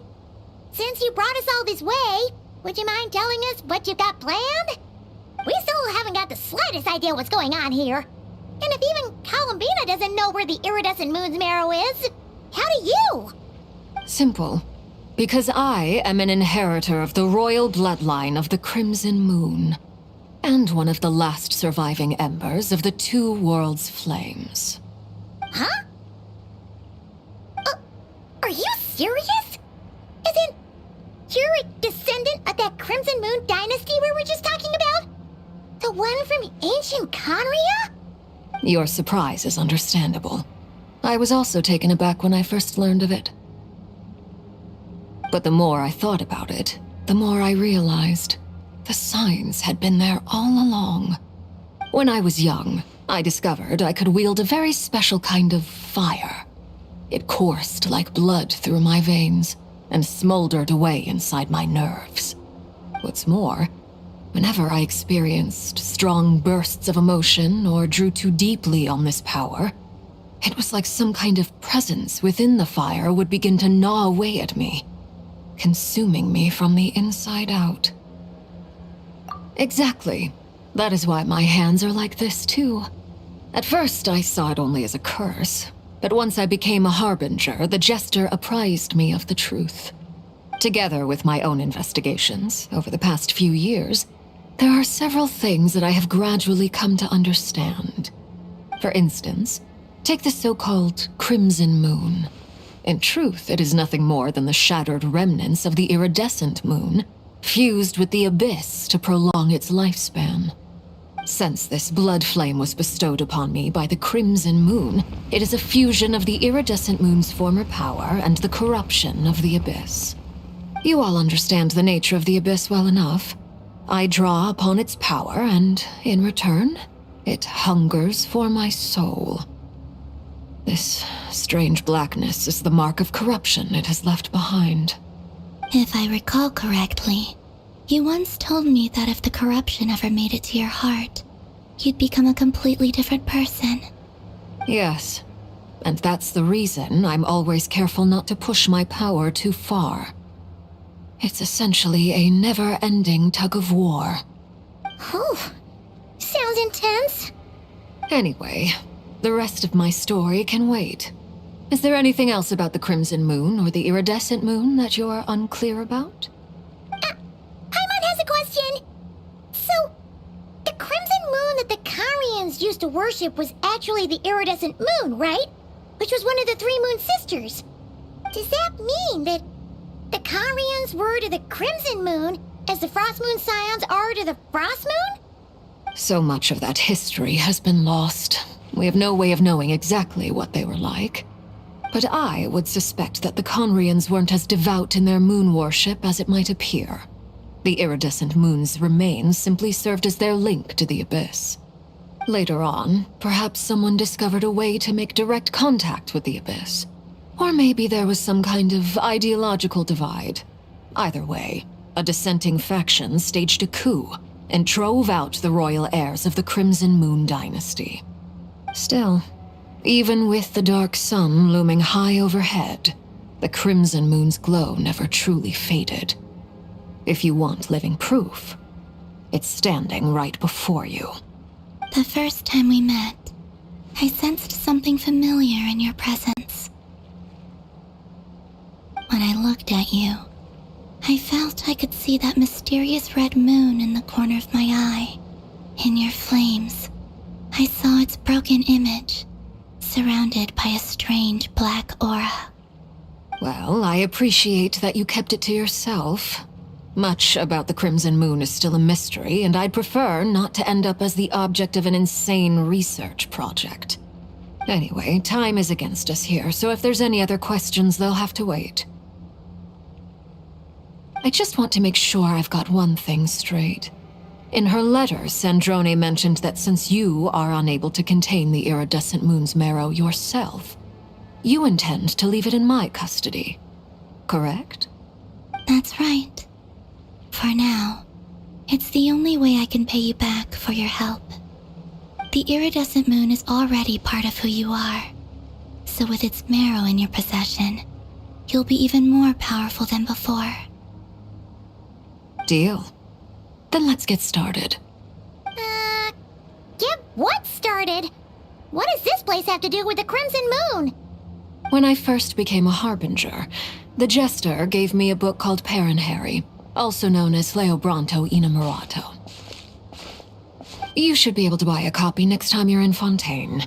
It's a love story set in the Crimson Moon era, but setting aside the tangled romances of its characters, it also records a few interesting details. In the Crimson Moon era, or so the story goes, there was an orphanage that received children from beyond the bounds of this world, and subjected them to a peculiar induction ceremony. Beyond the bounds of this world? For real? And what kind of induction ceremony? The Crimson Moon Sages looked beyond this world for beings with powers that surpassed the gods. But fearing they might lose control, they subjected these children to a process of refinement. They made these children crawl up a fireplace and kept asking them, "Have you died? Did you see it?" Until they finally admitted to having died and seen a crimson moon. The adults embraced the children who passed the ritual, telling them, "Within the fireplace, you have traversed the flames between two worlds. Here and now, you are born anew." The book leaves much unsaid, but I suspect that this was their way of branding the children they had enrolled, leaving an indelible mark upon them so that they would forever live in the Crimson Moon's light. That explains why I can't sense the Crimson Moon's marrow in this world. It makes sense that it would be sealed in a special space that can only be accessed temporarily through some kind of ritual. But there's no fireplace here. Do you see a chimney anywhere? Oh, are we supposed to build it ourselves? Okay, fine. Paimon will go find some bricks. That won't be necessary. The fireplace is purely symbolic. The key to the ritual is crossing the flames between two worlds. In other words, the flames that burn within me. Those burned away by such flames leave behind a kind of ghostly afterimage in the world. In the days of Khaenri'ah, people believed they could be used to bridge the gap between the two worlds of life and death. In short, I can open a passage to that space for you. That's the easy part. The catch is I'll need to stay on this side to keep the passage open, so I won't be able to come with you. Once you're inside, you'll have to find your own way. Very well. Then I'll open it up. Traveler, spare me a little more moonlight if you would. I may need it.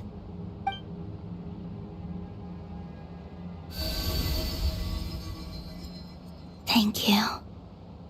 I feel like I've recovered some of my strength now. It should be enough to move us across short distances and confront whatever dangers might await.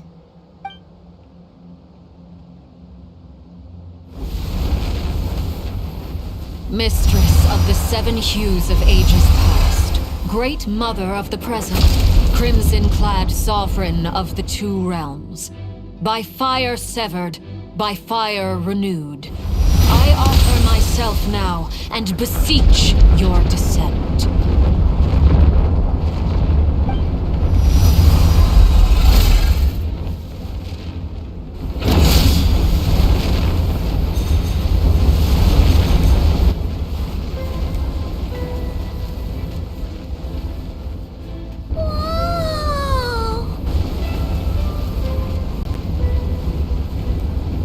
One word of advice. As you're crossing over, no matter what voices you hear, do not answer. Got it! I sense a sinister gloom inside, but also the familiar light of the moon.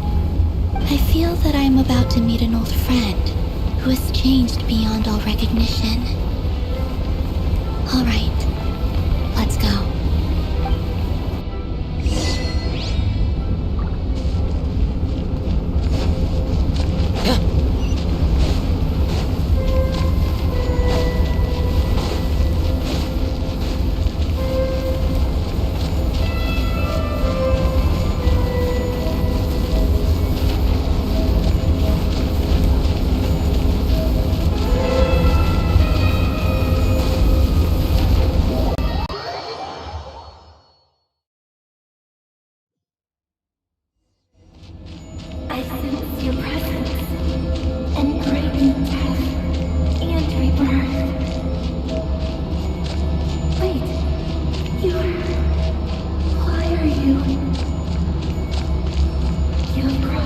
power from another world, transcendent itself. I have no right to.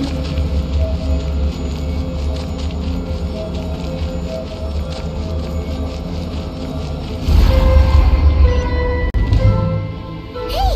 Look up at the sky! A red moon! This must be the spot, right? Is that the abyss? It's practically filled the entire place! What now? What a tragic sight.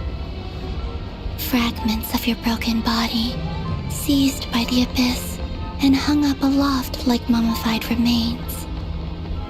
Iridescent moon, was this truly what you wished for? Careful! There's something spooky about this place. Feels like something is lurking in the fog.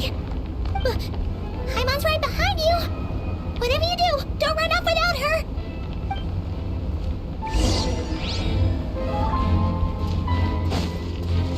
By the way, Columbina, didn't you tell us that the iridescent moon is shattered into pieces? The moon up there looks pretty whole, Haimon. How is that possible?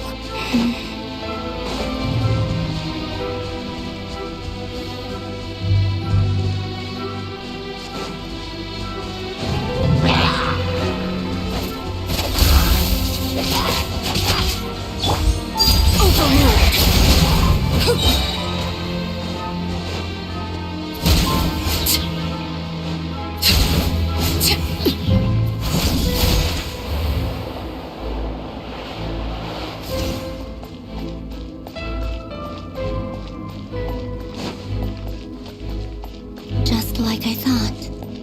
It was only a facade.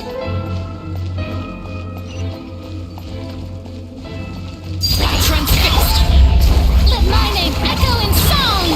Watch out! A proper send-down! From this one's got your name on it! Haha!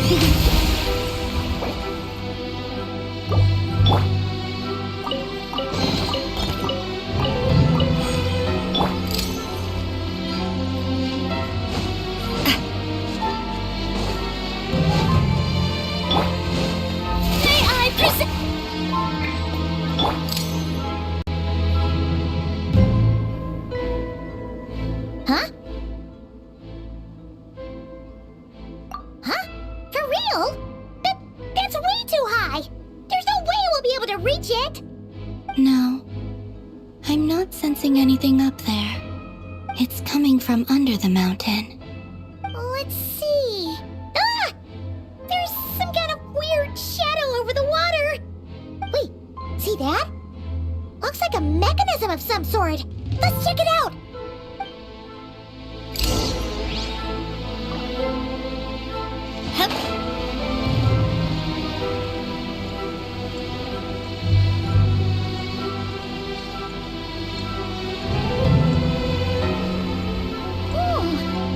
Looks like a device from the time of Khaenri'ah.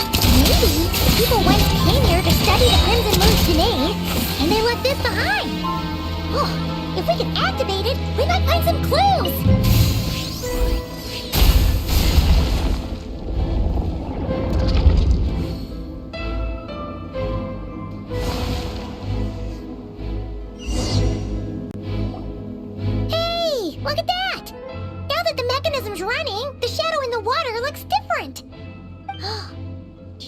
these mechanisms might be the key to unlocking the secret?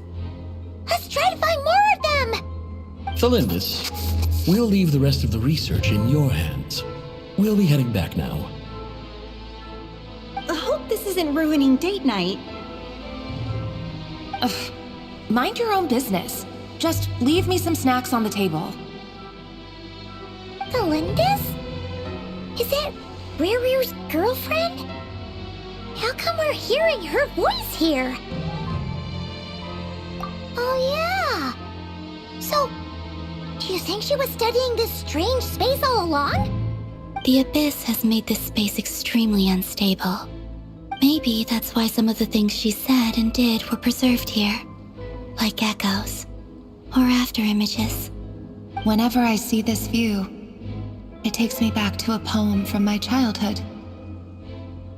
Waning moon, oh lifeless damsel, weeping on the mountain crest, mourning still in wistful tone, her fragile soul now laid to rest. For me, of all people, to be here investigating the mysteries of the Crimson Moon space, is it a coincidence or something more?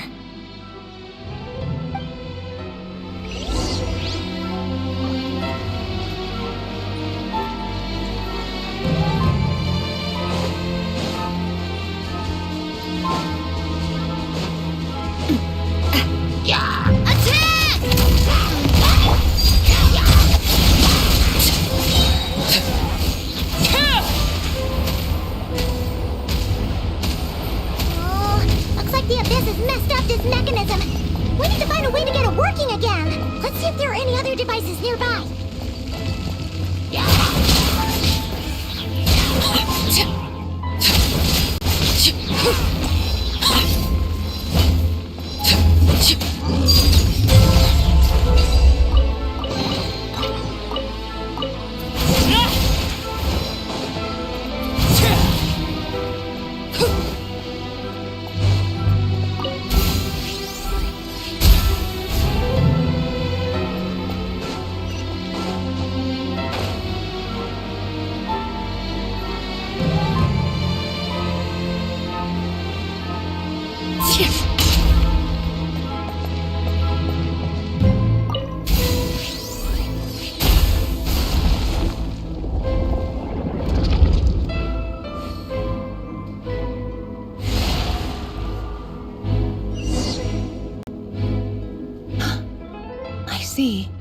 So the moon marrow, or rather the power of the 3 moons, is the key to unlocking.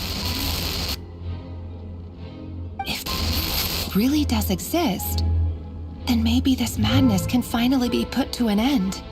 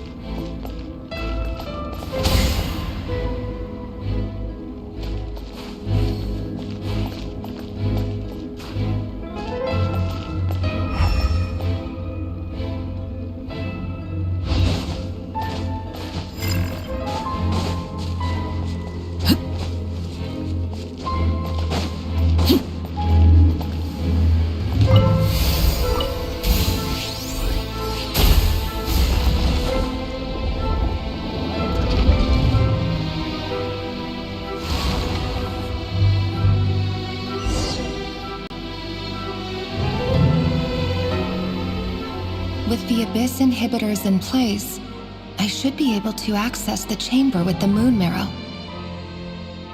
Oh, Rerir, with every step you take, you're drifting further from what you truly desire. But you're not the root of the problem. Ever since that outsider set foot in Khaenri'ah, the Vinster King has sunken deeper into madness. If only I could get my hands on that outsider.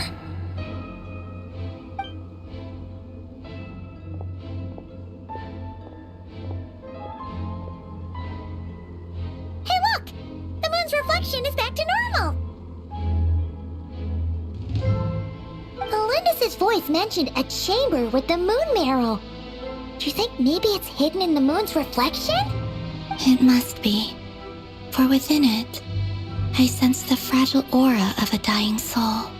Then there's no time to lose! Let's go!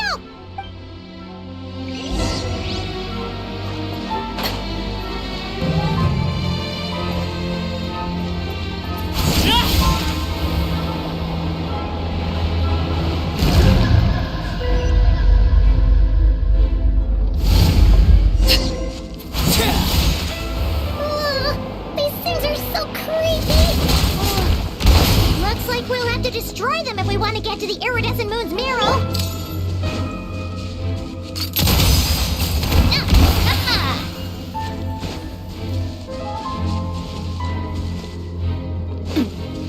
That must be the iridescent moon's marrow! Oh, but we'll need to destroy these things before we can reach it!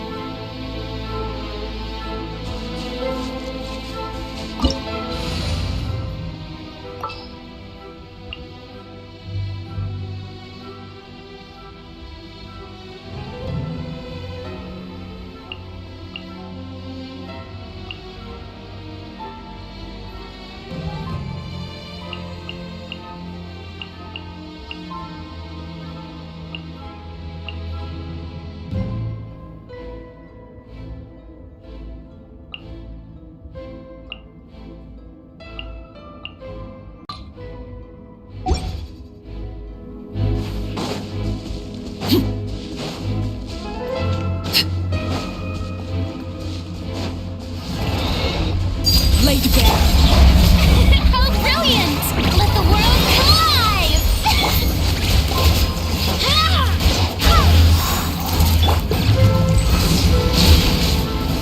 Teamwork is dreamwork!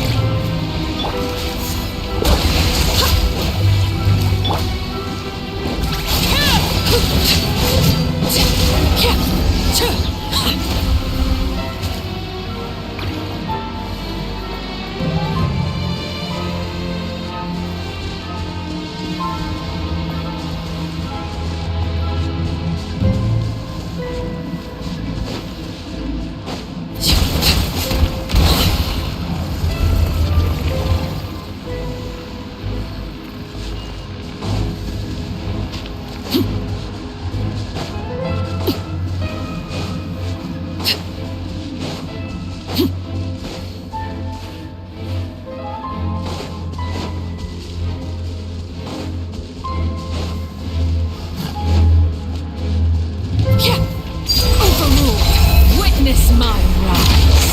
Laid bare. Stop that! Time to shine! Wind, hear me! Off we go! Yeah!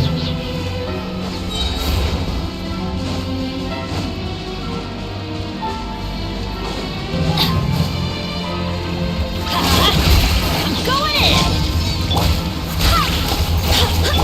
Fusion!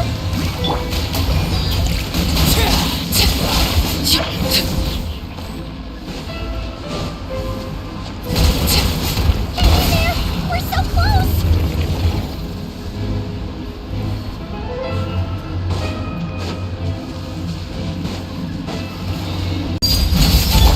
Strike a pose!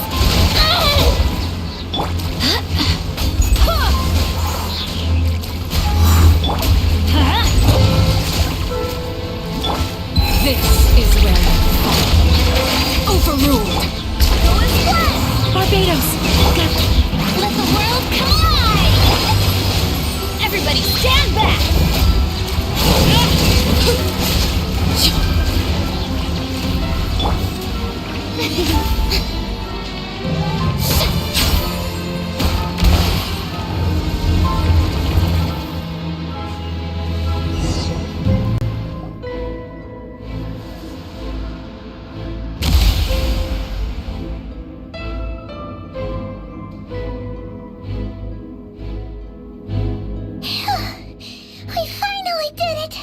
The iridescent moon's marrow, still burning away like an undying flame. yet now contaminated by the abyss. It has taken on a new form entirely. If we can purify the abyssal power within, we should be able to obtain its untainted essence.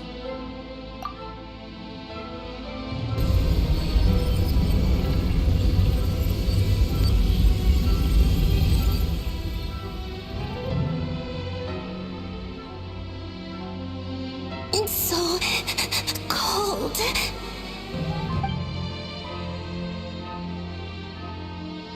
Is it you? Are you here? Huh? Are you talking to us? At long last, I can see you once more. Our fates have crossed, and I am finally free. I'm sorry I lied to you. Even knowing what was to come, I still couldn't let go of the fear in my heart as death drew near. The moment the moon shattered, my body began to split apart piece by piece. Like I was being cut into pieces by 1,000 blunt blades. My thoughts scattered as the cold crept in. But I could not bear to fade away like that. Tell me, what was it that brought you to us all that time ago? If only I had possessed your courage, then I might have been spared this torment more painful than death. You look so puzzled. That's how I felt too when I first saw you. But trust me when I say that everything happens for a reason. Farewell, Hypo.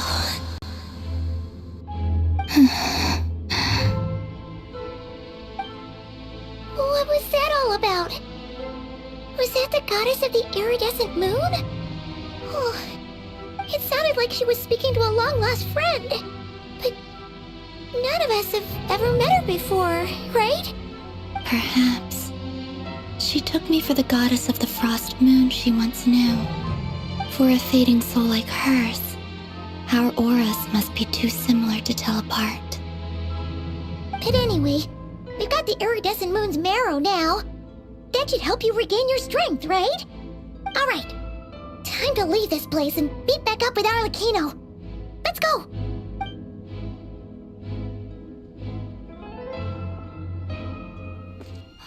That's odd.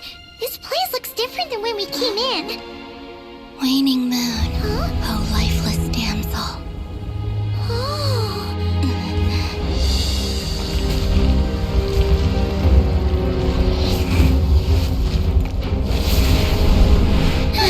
Hurry! The place is collapsing! It wants to trap us here. Who's it? The abyss? Now we've taken the moon marrow. All that's left here is a dark will. It will show us no mercy.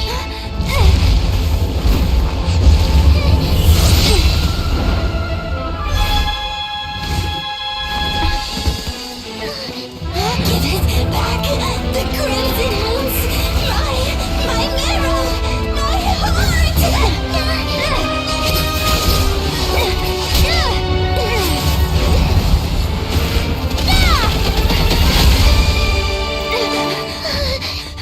Finally!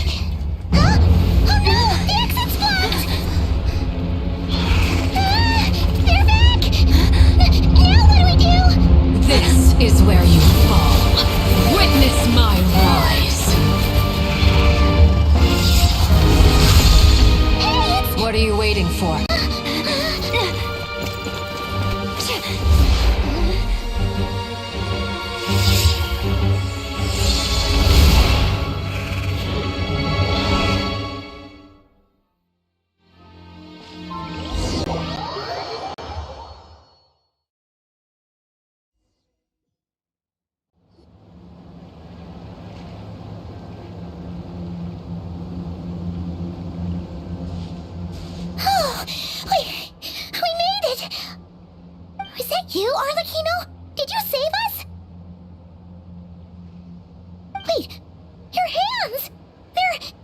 Oh, this?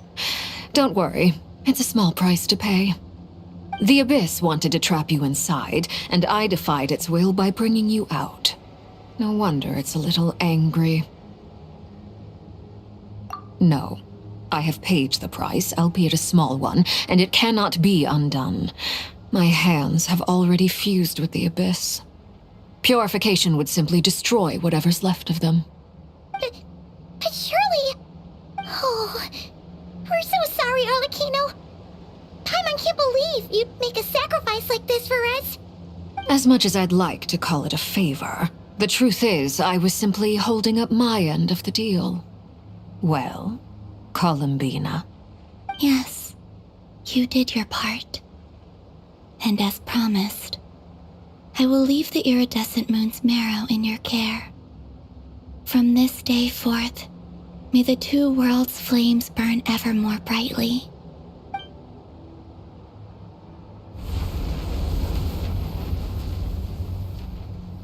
I'll take that as a blessing. Now, Columbina, give me your hand. Accept this moonlight I offer in return.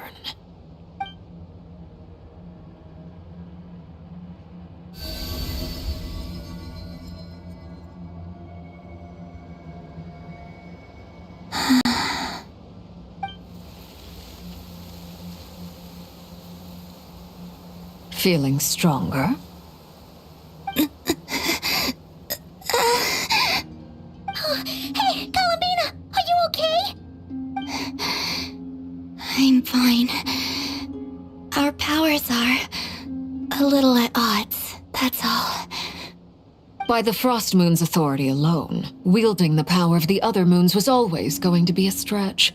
Still, I think it's fair to say that your strength has returned, at least to the level it was at as third Harbinger. It's still not enough. There's no way I can hope to challenge Rerir like this. Just one more ray of moonlight, if you would. It's okay. I can take it.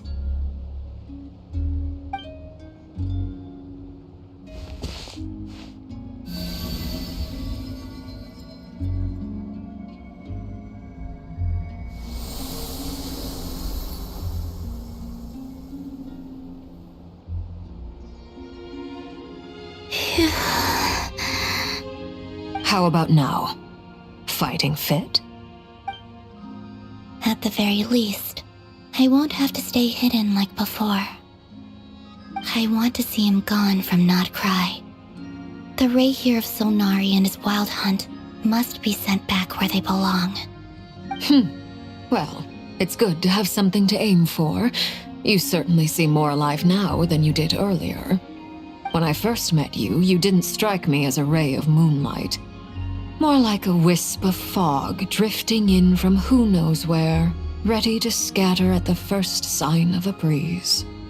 But now, you're full of vitality, just like the Frost Moon, once the brightest of them all.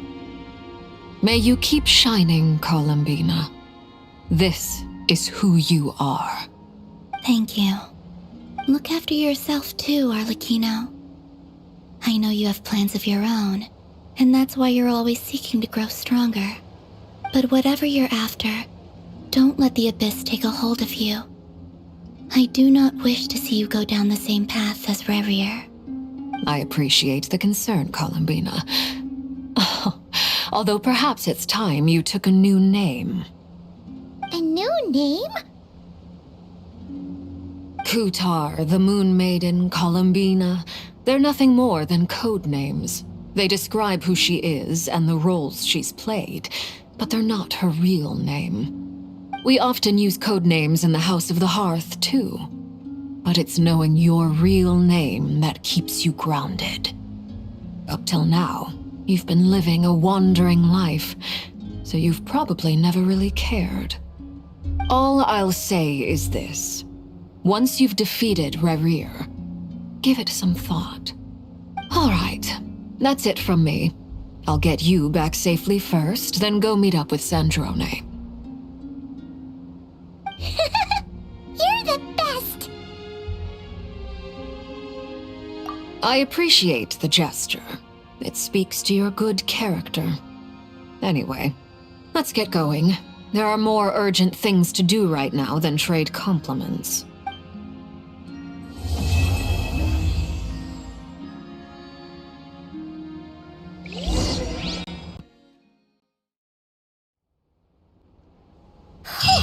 It was a close call, but we got the iridescent moon's marrow and restored Columbina's strength, and that's all that matters. In other words, mission accomplished. Paimon wonders how everyone else is doing.